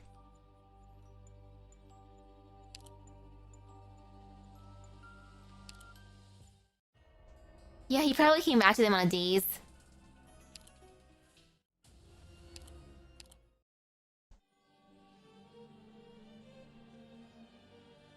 Okay, you know, I want to choose a song for the next part. We're gonna do Act Mysterious. Set as BGM. Like, that seems like a fun starting thing. So let me get that ready. Boop. Right over here. Alrighty. Oops. I was clicking to make sure it worked, so I accidentally scrolled a bit down. So let me go back to the top. So, Crimson Solitaire. Alrighty. Beneath the darkening sky, you find yourself lost in a fog-shrouded forest. You're in desperate need of a safe shelter to pass the night, and it appears that the ominous castle ahead is your only choice. Teller of tales. You sit next to a simple campfire at the castle's terrace. Trying to get some rest, next to you sits a special passerby. The talkative adventurer has shared with you many over-the-top stories. I've heard the Colombian president is actually a machine. I've been told there are some slowly moving mountain ranges in the faithful veteran of Sami. Several people say that there are some twisted experiments being run behind the scenes of the endless war in Bolivar. Those scary things they call hounds were actually created in those experiments. For real? We all know the world of Terra is full of strange legends, but these stories are a little too far-fetched. They can't be real, can they? Tin Man, hello Tin Man! You come across a strange man wearing a trench coat. His face, shadowed by the large fedora he's wearing, is composed of metallic, mechanical parts. He claims to be a detective hired by the Mealander Historical Association.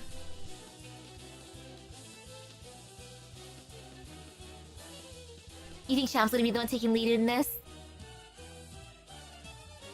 At least from Rose Island side. Man, Phantom's Vacation. I wonder what's more chaotic. Dokta's Vacations or Phantom's Vacation? To investigate the mysterious organization, Crimson Troop. However, like you, he is trapped here now. He realized he might be able to share information with each other.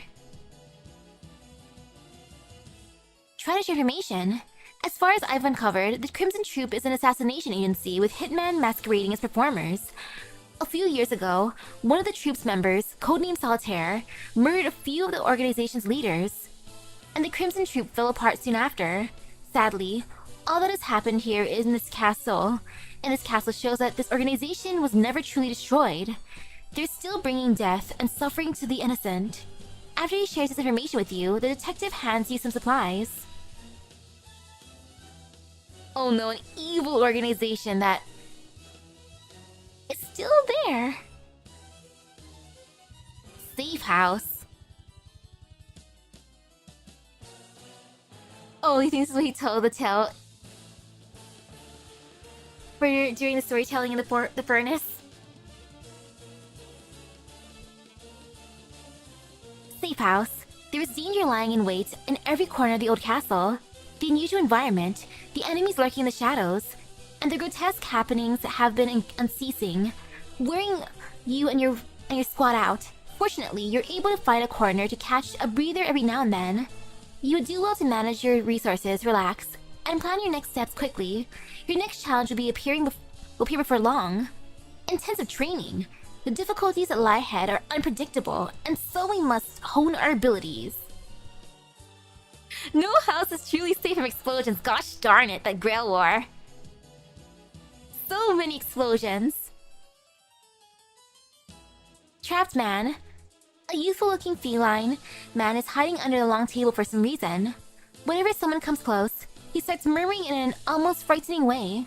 He insists on staying under the table, but after much work on your part, he believes you're not a ghost here to kidnap him for performances and songs. He's even willing to trade his only treasure with you. Gotta make it a fair trade. Familiar sculpture. A familiar face, but a different vibe. Perhaps you've met this person? Lose all Originium ingots. This might be worth it, perhaps. Potent potables. At a wine cellar, you come across a few Durans in a drinking contest. The castle's centuries-old collection of fine wine is being squandered lavishly. If they claim they have the permission of the collection's owner, seeing that you are here, they roll a barrel of fine wine towards you and invite you to join them in the fun. Down a third of the barrel. You're doing decently, as the enterprising heavy drinker. As you drink from the barrel, the Durans cheer and toss some coins your way. Down half the barrel. Look at you. You could pass for a real Duran with your ability to down alcohol. The Durans are having fun, and they give you a few gifts for your efforts. Down the whole barrel. The Durans marvel in awe at how you finished the entire barrel in one go. That's the vintage the leader of the troop has kept for 500 years. They exclaim and show their respect for you with applause and treasure. I'm done. Health is above everything. The Durans will stay until the cellar is completely devoid of liquor. But it is time for you to take your leave. You still have other things to attend to. Is there anything left to be happy about? As you leave the cellar, you discover a hangover pill described by the Durans. You take it, and your headache suddenly vanishes. Wow, they actually had those pills ready. Colombian brewer. You see a group of adventurers and treasure hunters having a good time over beer. More alcohol. Next to them are a few Colombians selling large amounts of beer. You talk to them and learn that they work for a small Colombian brewery whose delivery truck was damaged in a catastrophe, and they opted to sell their wares to any passing visitors. A few bottles for me too? You take a close look at the beer in your hand. It reads, Bob Farms Originium Slug Brew. Oh, good for you, Bob! The name feels familiar to you. I'm happy for Bob. But that just sucks though. Poor Bob. The transport for his beer got destroyed. Or damaged. Adventurer Commission. You come across a wandering adventurer. He tells you about some strange happenings that he came upon lately. Supposedly, there have been some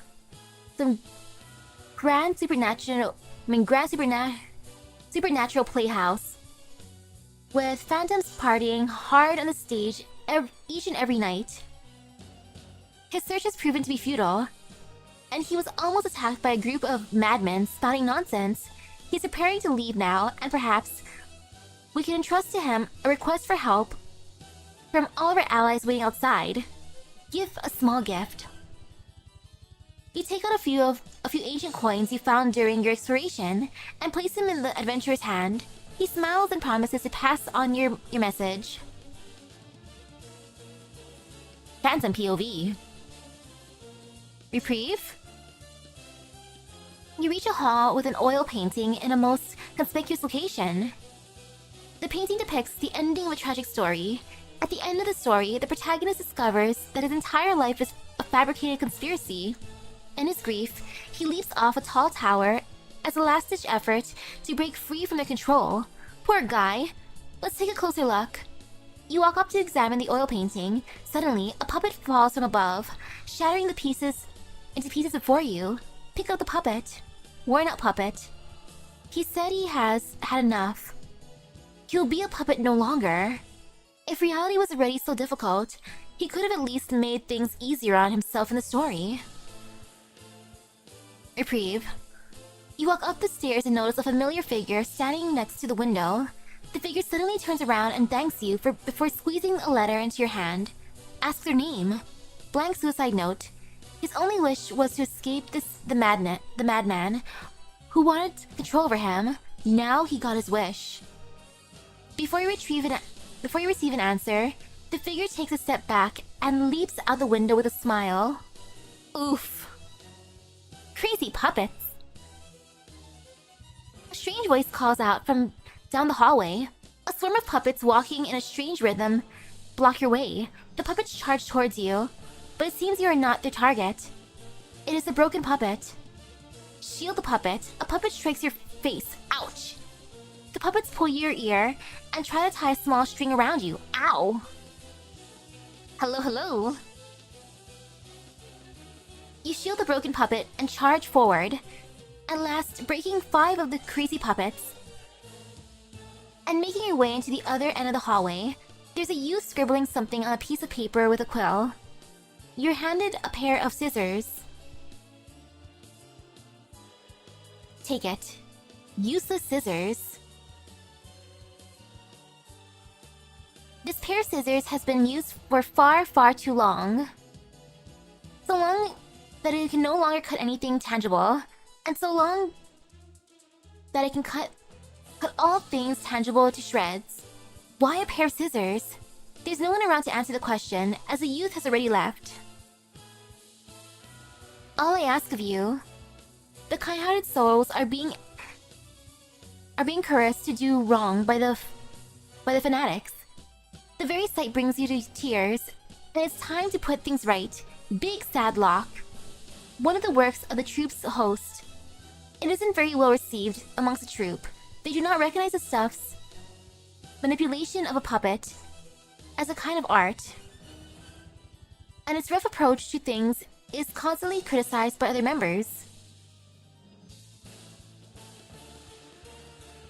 Poor Big Sad Lock.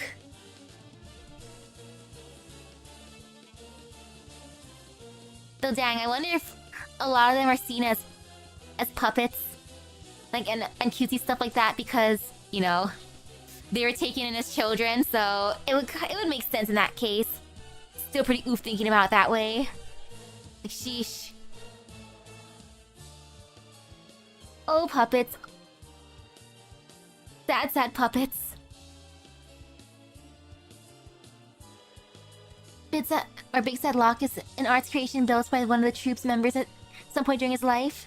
The apprentice found that his whole life has been a facade controlled by the troupe. As a result, he jumped off a tower in a last-ditch effort to break free of the troupe's control. However, even death could not free him from the clutches of the troupe's machinations. His soul was forcibly bound to the Big Sad Lock by the troupe mouthpiece and was forced to commit heinous actions. Oh no! Poor dude.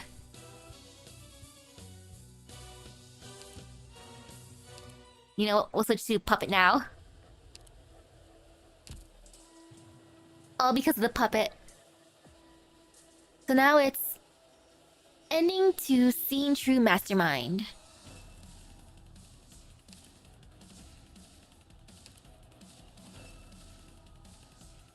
This one, right? So, Miss Christine, what are you doing here? Everyone is celebrating. Only Miss Christine saw the instigator of this ordeal. Dang, Miss Christine. And so, the story has reached its conclusion. The lights turn off, the actors leave the stage, and the red curtains are slowly drawn. The crowd is dissipated, and everything is once again returned to silence.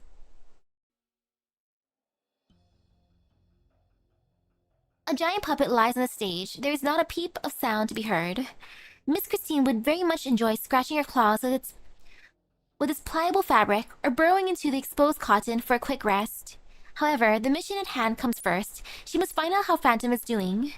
Ever since the moment Phantom lost his mind, Miss Christine has been leaving behind clues for Rhodes Island's operators. Thanks, Miss Christine! She isn't sure the idiots will be able to understand the meanings behind her paw prints, claw marks, and tooth marks. However, considering the results, she is more than satisfied. The elegant lady mumbles quietly to herself. Diffidia is still checking on the puppet. The lady knows that he is worried that one controlling the puppet would appear at any moment to drag Phantom back into the troupe's dark shadows. Oh yeah, I definitely still play Fate Grand Order. However, the lady already knows that will not happen. After a futile search, the Diffidia helps Phantom up. At first, the Diffidia's tone hides a hint of prudence. He too was once a member of the troupe. Until today, he was terrified of everything about the troupe.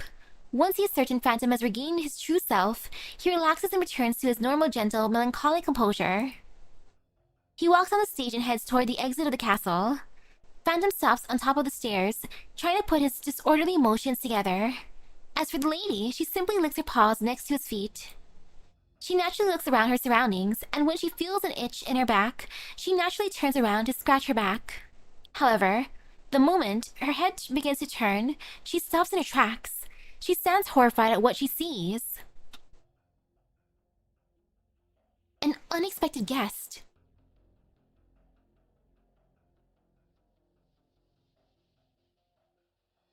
Hey, Miss Christine. Hi. Locks eyes with her.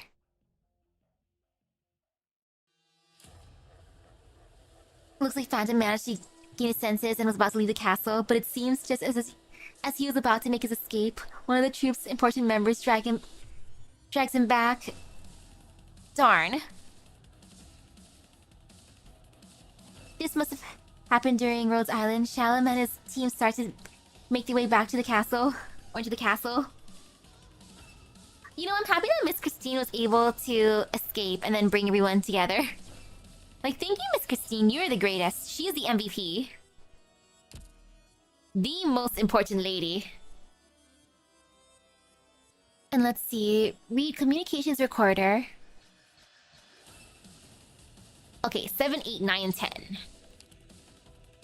Perfect.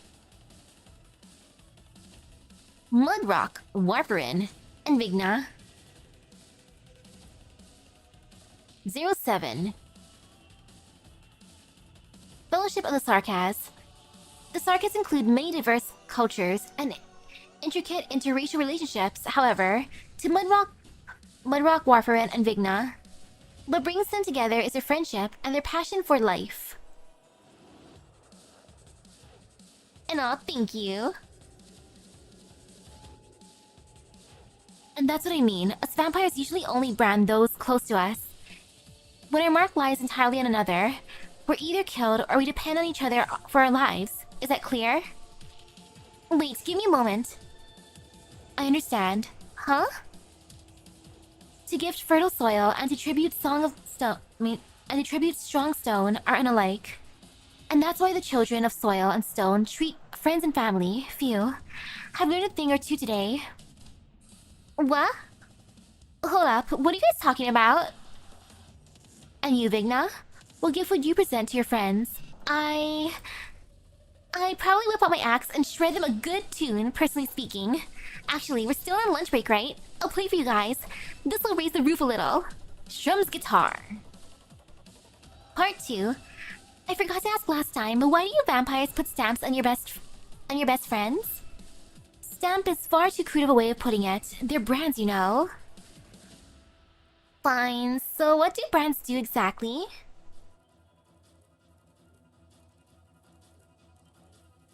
Oh, this is gonna be interesting seeing how the groups are put together then. Every vampire has a scent they're fond of, and are especially sensitive to. A brand can forever leave the scent upon another, so that even if our loved ones are kilometers out, we can still smell them. To a certain extent, it also sends a sort of message to other vampires that this person is under my protection, of course. Do you display your companionship in such a manner too, vampire? If you're one of the walking relics stuck forever in the past, you would. But no one else shows friendship that way anymore. I'm a realistic person here. Let your friends live on in your heart. What do you need the bizarre ritual for? It's weird to process you being all commonsensical about this. Of course, if you're willing to sign on a disclaimer and participate in an experiment of mine, I wouldn't refuse you. I'll return to tend to my soil, vampire. I think I gotta go to rehearsal too. Me and Mudrock will catch you later. Hello, hello. Gosh darn it, my base is blown up multiple times. That's a thing. And like 3 out of the 4 runs. Explosion, explosion, explosion. Gosh darn it. Well, wait. You can still participate, even if you don't sign the waiver. Come back. Part 3, main log 100_1. Part 3. Do you still have your own mark then, vampire? Yes, I keep it on me. You're pretty much the same as those old squares then, huh? What do you know, you little sarcas? I use this thing for stamping files now. So you're saying every file's got the scent of a vampire favors? No, it just smells like red seal ink. I don't believe you. Let me sniff it. Go on, sniff it all you want. It smells pretty good. Stamp. Vigna, what are you doing? That's not how you're meant to use the mark. Here, Mudrock. Stamp. Thank you, Vampire. Ugh. You two, seriously. Who goes and brands themselves with a mark? Aren't we friends? Yes, friends. Suit yourselves. I love this. Ah, yes, a security system from Doofenshmirtz Evil Incorporated.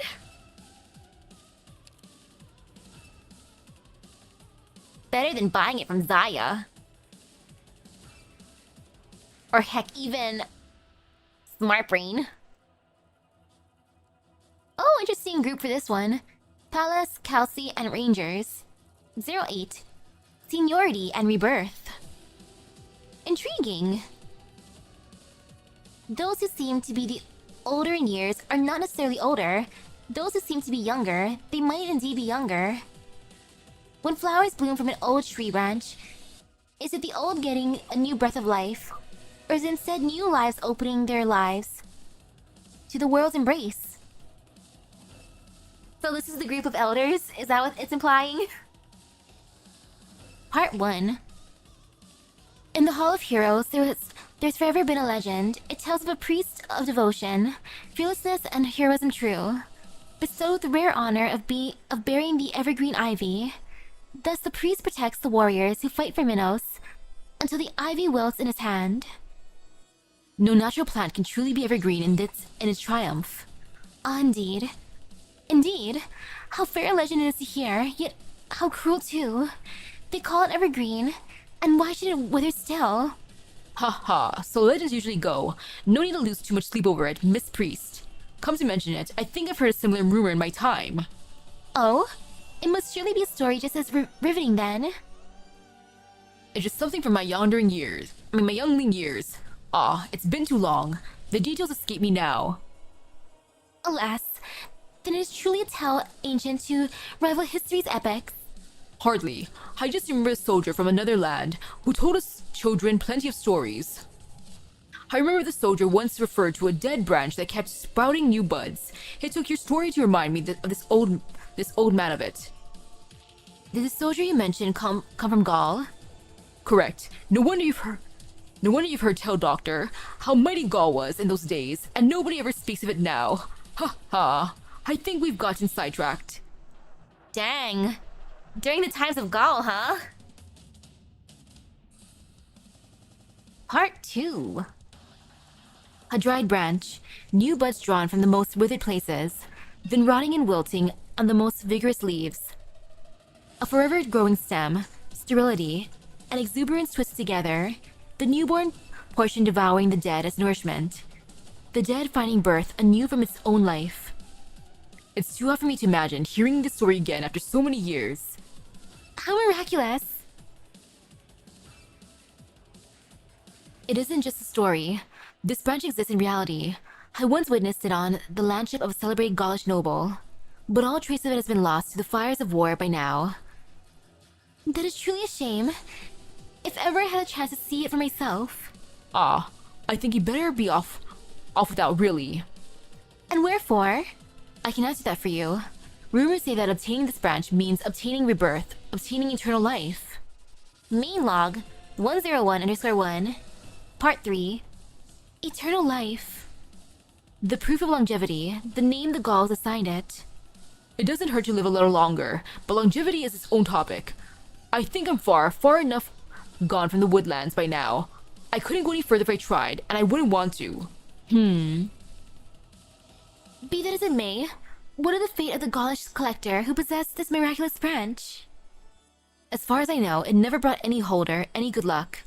The last holder was in a comical stage outfit when their foe impaled them. The first belted songs while going mad, and soon after fell from a cliff. And the most famous of all the rumors, it is said that the unlucky soul ate half of their own body's flesh, death by blood loss in the end. Oh, will away. I'm afraid nobody knows whatever the truth may be now, or whether those rumors are real or not. Oh, tonight's gonna be kind of funny. Beauty and the Beast. Totally not cursed at all. There's always some types who believe they can outrun death, open their eyes again. Longevity. Ah, alas, such a lamentable miracle. Their lives are finite, but the names it stands for faith in the people's hearts, it does not fade. It is immortal. The hero's ardent yet pure life is an imperishable spark. Its fire will endure and burn long. Yet who of those who light it would forever consume themselves? In practice, no one could. Next group. Super Syracusan. Okay. Number 9, Super Syracusan. So we have Chiave, Broca, and Austa. Interesting group. If the Yanese are proud of their cuisine, the Syracusans are definitely no less confident in theirs. As a country that places the most emphasis on their cuisine, the Syracusans can be quite particular when it comes to preparing their meals.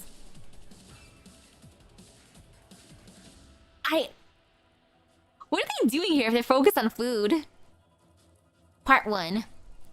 Make your mind up. Are we going to this classic royal restaurant or not? No. What's the problem with you two? A joint this expensive, it's gotta be great. And you're not gonna go? Who gave you these discount coupons? Somebody I know, duh. I got connections. She got a surprise from a juice box. Forget the details, you going? No? Isn't the gaulish on this coupon spelled wrong? It is? Wait. What do you know about gaulish anyway? What do they mean? 200% off. Are they going to pay us? And the craftsmanship on this coupon, some hideous stuff. It's fading here, look. This sounds like a scam. Ugh, man, it is. Odds are he got duped again. Without a doubt. Kazo, I said forget the details. You won't know until you'll see. Use your brain a little. How is a high-quality restaurant gonna produce coupons that's crappy? And even if they're real, they're not gonna let infected in. It's fake at a glance. Ugh, you serious? Hold on. What's the signature dish they're advertising here? Let me see. Marmalade macaroni? What the shit is this restaurant? Marmalade macaroni. Sweet macaroni. Part 2. Marmalade macaroni. It kind of rings a bell. Huh? A foreman told me a story once from about 70 years or so ago. Back then, the Countess had the chef who made the worst food, so bad they kicked him out of Syracusa. Oh, I remember now. He scampered off to Gaul after. The con guy who called himself a Syracusa celebrity chef. Yeah, that's the guy. Huh? I never heard of any of this. Well, you should read a few more books. So then, what happened after? Marmite macaroni. That might match a little bit more, actually. He had good luck, probably. Baked it the whole way until he actually got a rep as a famous chef. And then he threw up a mountain of recipes that could drive a Syracusan insane. Like marmalade macaroni, chocolate sauce spaghetti. But it seemed to suit the Gauls well enough. It doesn't sound that bad to me. Come again? You sure? Sounds real sweet, tasty, right? You son of a mother. Something's wrong with your taste buds. Well, do you have an interesting taste you got there, bro? Oh, man.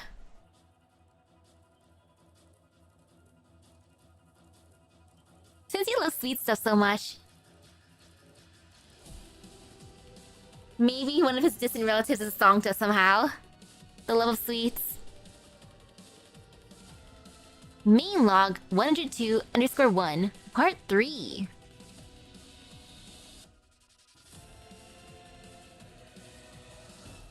True, they might be ageless, the vintage of 500 years. Yes, you son of a mother. Yes, I am. Excuse me, you're reading? What? Don't give me that. What is this? Recipes? You learning to cook? I kinda got into it recently, and this cookbook's real interesting. I wanna give it a shot. Innovations in the Cuisine of Terra, issue 200. Don't know if you could trust that in your kitchen. Check out this new dish from Jan, Maple Strawberry. Oh my goodness, dude, that cooking book sounds so cursed. No. You dumbass. Don't you ever let a single-Yanese operator catch sight of this thing. I've decided I'm gonna learn this one. Siesta-style fruit pizza. Chiave, why? Just why? Broca, get a rope. Tie Chiave up. Alright, Chiave, no struggling. Warg, what are you doing? And then, find a ladder around church, throw him in there, let this clerics beat his brains out. Alright, what the hell for? If anything, they might like his recipes. In Laterano, they'd be like, ooh, sweet. I too want this maple strawberry, this marmalade macaroni. Sheesh. Okay, we're never gonna let Chiave into the kitchen. Oh gosh, this group name. Number 10, Explosion in the Wilderness. Hyobi, Sessa, and Durnar. He loves Durnar and Sessa because Durnar always carries a bunch of tasty treats. And Sessa always has so many amazing stories to tell. Sessa loves Kay and the wilderness as well because Kay is the only person in Rhodes Island who will listen to all his stories, and the wilderness reminds him of home. Durnar needs to follow the two of them closely, just in case they decide to leave Rhodes Island together to explore the wilderness. Durnar is just there to babysit. Dialogue Part 1. I can see it. There's a curse in this land. Every now it saps my strength little by little, from the deepest recesses of my soul, devouring me from within until naught remains. I feel it too. Use your own words. I'm beat. I'm hungry. Get together, you guys. We just left. Durnar, any more food? No can do. We each get our fair share of rations when we're on the march. No sneaking in snacks. Just a little. No. Alright, fine. An army fights in its stomach. I guess, in that case, we'll take 5 right here. The journey of the brave is awash with despair. No whisper of when fated replenishment will finally beckon. Neat! I found a thing! What is this? A metal hammer? That's some rust. Must have been dumped here forever ago. The craftsmanship is superlative, though. Why abandon it? Garg! No, Kay, you can't eat it! Part 2. There goes the last of the snacks I keep in reserve. No more eating anything weird, Kay. Thanks, Durnar. I'm full now. Then perhaps I too should. Don't push your luck. So back to this hammer. See the pennant on the handle? Don't you guys think it looks like a flag? An anonymous flag? Just what does it stand for? I can hear it saying stuff, like my other weapons. I'm gonna keep it. Huh. Whoa, kinda heavy. Really gonna hurt for the bad guys. All the rushes fell off, like it turned to sand. Is that your arts, Kay? Harmonization with weapons. It's a soul resonance I've been forever seeking. No, it's arts, or Genium arts. This hammer speaks really weird. I don't get it. What is it saying? Annihilate all nomadic cities. Sheesh, what an angry weapon. You can't be serious. Is it connected to them? That's a little on the nose, isn't it? Whatever. You hold on to it for now, Kay. Let's move. Main log 103_1. Part 3. You guys ever heard of the rust hammers? The castle must be like amazing. Imagine that there's also some illusion wielded in it to have this many of our operators in this operation. It's definitely huge. I mean, there are random adventurers just around here. They're treating it like an actual, like, RPG labyrinth, which I think is fun. This real extreme gang of bandits. I hear they're active in every region of every country. They carefully plan out every raid, and their tactics are good enough to go toe-to-toe with the whole city of militias. Their combat style is, in a word, insane. You often hear about mercs escorting caravans that lose their nerve without the rust hammers even lifting a finger. Back when I was serving, they're a hell of a thorn in our side. You saw them all the way back in Sargon, but they wouldn't necessarily be plundering passing caravans. At times, they'd even head out to help people stranded in the wastes of their own accord. Sounds like Sargon's Rusthammers would duke it out with Columbia's if they ever met. Now, the real question is whether barbarism rebels against civilization or if civilization itself gives rise to barbarism. That's sure one to chew on. Wait, you mean those guys who wear really beat up clothes and live in tents? They gave me food before. They're good guys. Huh? Why you stop talking? It's nothing. Let's press on. Oh yeah, okay. What happened to the hammer you picked up? I thought it was too heavy, so I threw it away. Just casually tosses the cursed hammer around. Like, dang. Just oof. See your stuff, they're everywhere. So, oh man, out of the group so far, the one that ended up entertaining me the most, I want to see more of Super Syracusan. Just because of how cursed Chiave is. Like, this man's taste buds are chaotic. I feel like his recipes would do well with the Sancta. Which is pretty terrifying, actually. Otherwise, I really like Fellowship of the Sarkaz. Like, Mudrock, Warparin, and Vigna are cute together. They're just having fun talking about the power of friendship. Miss Christine isn't in a group so far. But oh man, Miss Christine, she's the MVP of my heart. I love how chaotic this is with all the groups. Like at first I'm like, ooh, mystery. And then, oh hello Miss Christine, even more Miss Christine please. And now, I just love the chaos. The Crimson Chief sounds like a terrifying place. Led by probably like, an immortal. They kidnap children, brainwash them, turn them into super soldiers. Going around under the guise of a performance group. In order to probably like attack and rob people. So it's a good thing that at least 2 of them escaped. Though poor Phantom getting kind of corrupted right now. I blame the butler. My guess is the butler did it.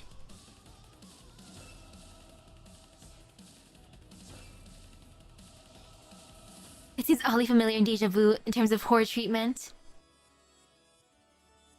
Oh no for the Witch King's remnants. True.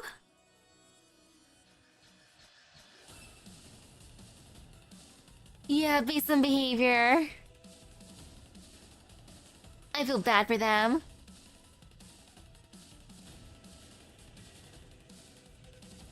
That makes me wonder if someone's gonna end up trying to possess them. Cause you know they're into all the possession stuff. No, nah, Miss Christine will protect in the end. I believe in her. She will prevent the worst case scenario.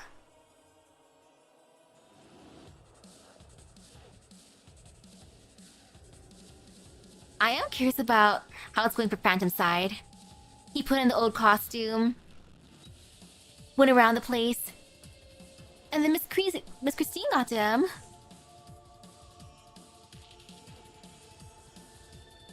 It's the worst vacation for him. He's gonna come back even more banged up. And Fallenek's gonna be so pissed off. Be like, I told you to go off for a month in order to recuperate. Why are you even more banged up than before you left? And then it's time for another vacation, hopefully a true one. Not a cursed vacation. Or nah, that's when he joins, like with Nian and helps her out with a music video.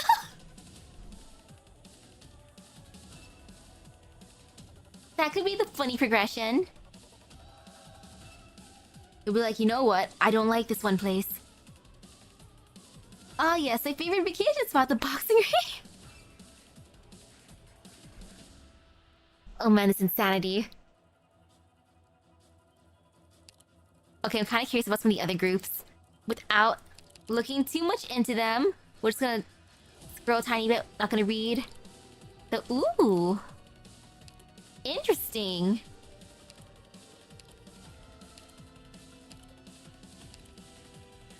Okay, I gotta say for the next batch of people, the one I'm most excited for, just based on like the little preview, is this group.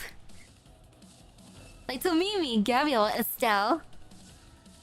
Oh, the chaos over here.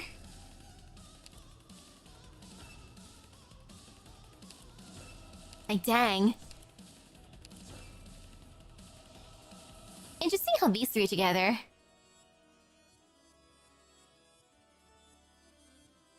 This must have taken place in the year 1096, since it was 1097 when Margaret came back from her exile. Well, it's good to know where this took place. The dang Shalom being with Iris and Melantha. Though it's nice to finally see more of Helliger.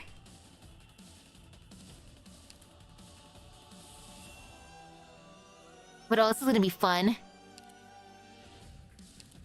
Especially since they're kind of like next on the list of communication recorder. Oh, it's gonna be fun finishing this tomorrow. Like, I can't wait for the chaos. Like, sorry, Phantom, right now you're suffering, but... Hello, groups! Hello, Miss Christine! Yeah, it's a lot shorter than the others, but it's fun. I wish they'd do more content like... Oops, where is it? Like with groups like this. Their interactions are adorable. Yet cursed. It's a nice way to get to know some of the other operators that don't show up as much. Like, I did not expect Chiave to be like this. His taste buds are broken. Or maybe I just have to try it to believe. It could be delicious. Like, marmalade macaroni. Maybe just one bite. No, ew. True. It only works because of the nature of the search and rescue mission. Ah yes, just close your eyes and nose and it'll be fine. Like, delicious. It's like, so what do you think of the flavor? What flavor? There's no flavor, it's all texture. In that case, nom nom nom. An old thought?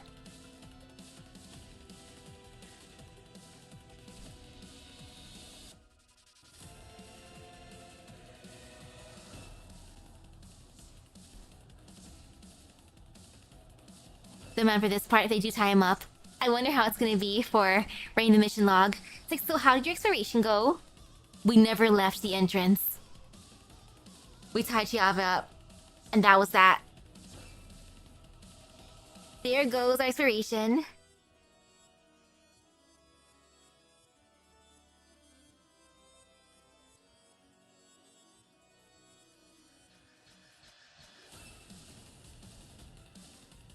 Maybe later on for Hirula Arbor and Sami again.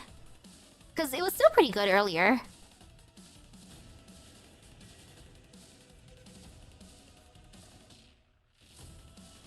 They gave the general information and vibes.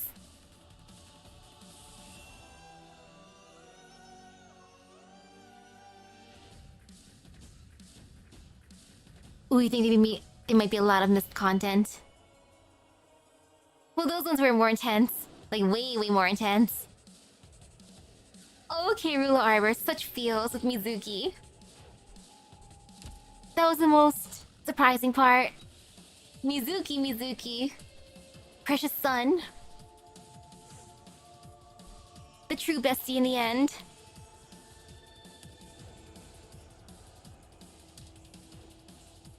The man for this one's gonna be so exciting. And you know, I'm kinda glad this is a shorter one. Because of all the stuff in the beginning, I made sure to make everything updated. It still crashed. Like, that was the biggest surprise. Like, why would you do such a thing? Then again, Scuff Luck is always good. I need to gather even more Scuff Luck. My summons in Nike have been abysmal. Like, holy cow, I wonder how many summons it's gonna take for me to get the new pilgrims. I could technically buy one of them in the store already, but ugh. Over 100 something summons to get one SSR and not even the correct one does hurt a bit.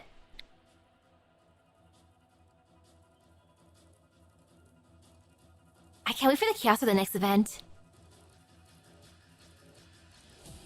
Saving for limited? No. I probably should at this point after the pilgrims, but I love pilgrims too much. And then afterwards, maybe saving for limited. But for now, I want to try and try and try and try. Especially since I got both. I did both of the skin gachas. So I do need at least Nayuta, because I got her outfit. Like, come on, girl.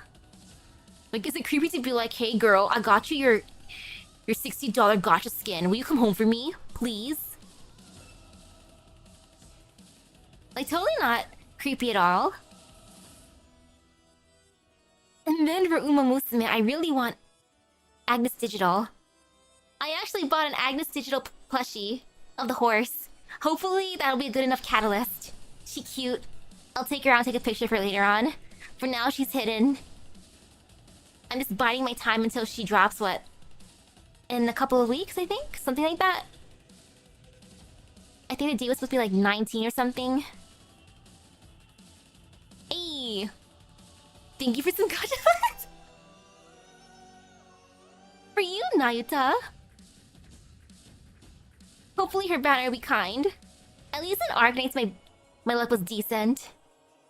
And FGO for the last one was actually really good. Rhodes Island announcing this mission to those who want to join. We will rescue Operator Phantom. Only the majority of our operators who say, who? True. They'd be like, who's he? And then they'll see where it's gonna be located and they'll be like, oh my goodness, that sounds like fun. I'm gonna go along. For the castle adventure. Heck yeah. I would go just for the adventure. Like, oh, we're gonna go to a mysterious castle. Sweet. You're looking... It's the worst in Blue Archive. You have to hit pity and... Oh, and that more than any of the other games.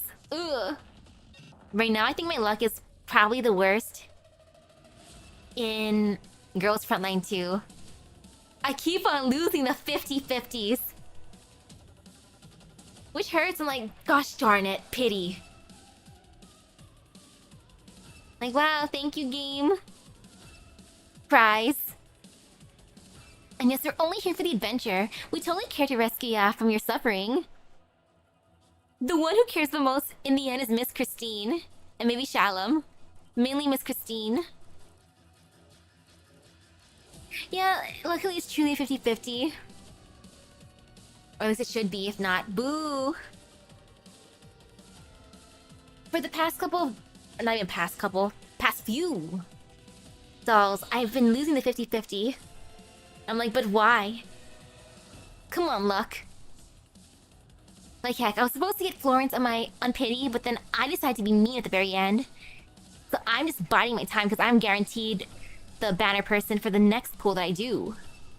So I'm thinking, do I want to save for a new person? Do I want to wait for a rerun for someone else? Like, decisions. I still also gotta do more weapon gacha banners, but I'm bad. I'm prioritizing summons, or like, I'd rather have people more than weapons. Heck, even for Uma Musume, I prefer summoning Umas over cards. Which is kind of bad for my runs, but whatever. It is what it is. Ooh, we pull for Lin and GFL too. 200 pulls! Oh gosh! All pain, all fear. Like, dang. So sad. Though hey, I hear she's really good with Klukai's team, so that's worth it. But sheesh. Yeah, good thing it's GFL2, not FGO. Oh, you don't have a Klukai. Well, at least it's bringing a friend one, ha ha ha. Even more cries. These darn gacha games. Oh well. Nikki's the luckiest game though. You're still free to play and you have like 85% of the characters. Dang! Okay, yeah, that is ultimate luck. I'm just glad that Nikkei doesn't drop too many limited banners. Because those will hurt the most, at the very, very, very least. I never checked for the beta test if I got in or not. But there's still time. And I feel like there's a good chance of getting in. Yeah, just wait till summer comes back around. I need more Summer Dorothy. She's the one that's making me suffer right now. Because I want more and more and more. Like, I'm almost fully maxed my current Dorothy, my regular one. And then I gotta do that for her summer self. Heck. I still need the limited winter units. I never ended up summoning for them because I was summoning other banners. Just gotta wait for that rerun too. Ha ha ha cries. Oh well. It's okay. I'll get them all eventually. Like, sheesh. Oh, there's one thing you're excited to get in terms of story. For me, I'm most excited about the silly notes. I hope they kept those in, and if anything, they added more.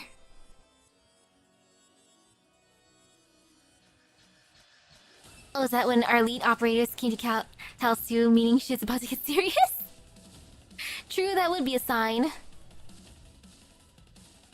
Oh yes, the unsummoned banner. A banner where only unsummoned SSRs would show up. I would love that. Like, that's the best type of banner. Well, at least when GSSRs are available for stuff, that's also good. Close enough. Because usually I get some that I don't have, which I appreciate.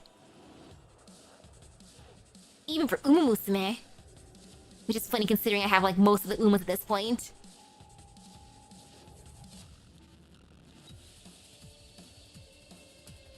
Oh, it's good the blueprint's there now. Well, that makes life way easier. And less cursed looking. Like this time I won't make a super cursed base. All of them secretly gold-shaped in cosplay. Okay, I would love that. Because I love my Golshi. Right now, she's the one I've been keeping on as the Uma that greets me whenever I log into the game. Though once Agnes Digital comes out, I'm gonna have Digiton there. Because I'm not gonna resist. All for you, Digiton. I'm just gonna hope she doesn't play hard to get. Because I ideally would want to 5-star her first thing. At the very least 4-star her by using my statues, but the more help the merrier when it comes to summoning. But we'll see in a few weeks. Fingers crossed all be well. All for you, gotcha luck.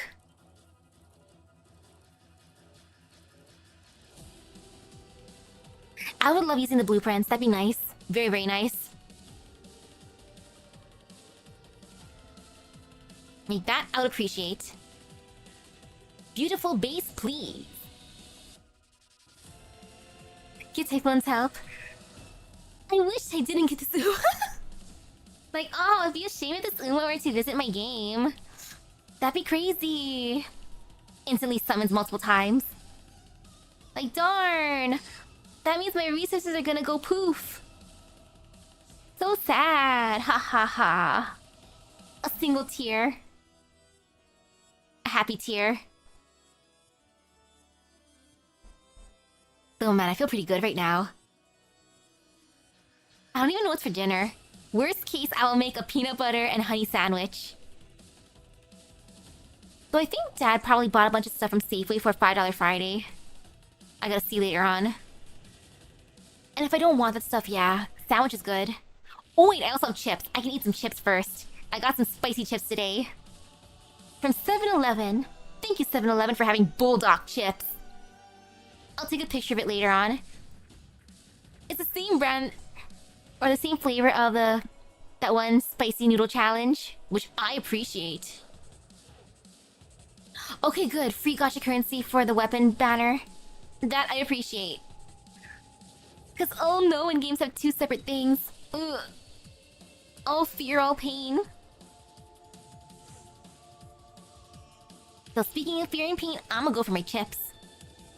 It's really cute looking. There are other flavors too, but I wanted original. I should have gotten cheese as well, but no, I was feeling cheap. Plus I got a for real, so I'm like, yummy ice cream, nom nom nom nom nom. It's either ice cream or more chips. One chip and one ice cream, good enough. But yeah, now I want food. So with that being said, thank you everyone for stopping by the stream. I hope everyone has a great rest of your day and epic gacha luck. I can't wait to finish this tomorrow. But for now, chip time. So see you guys later. Bye bye. Yummy yummy in my tummy. Hopefully. It's not like someone would steal my chips while I'm streaming. That'd be crazy. That'd be so rude. My family, you'd never do that to me, right? Right?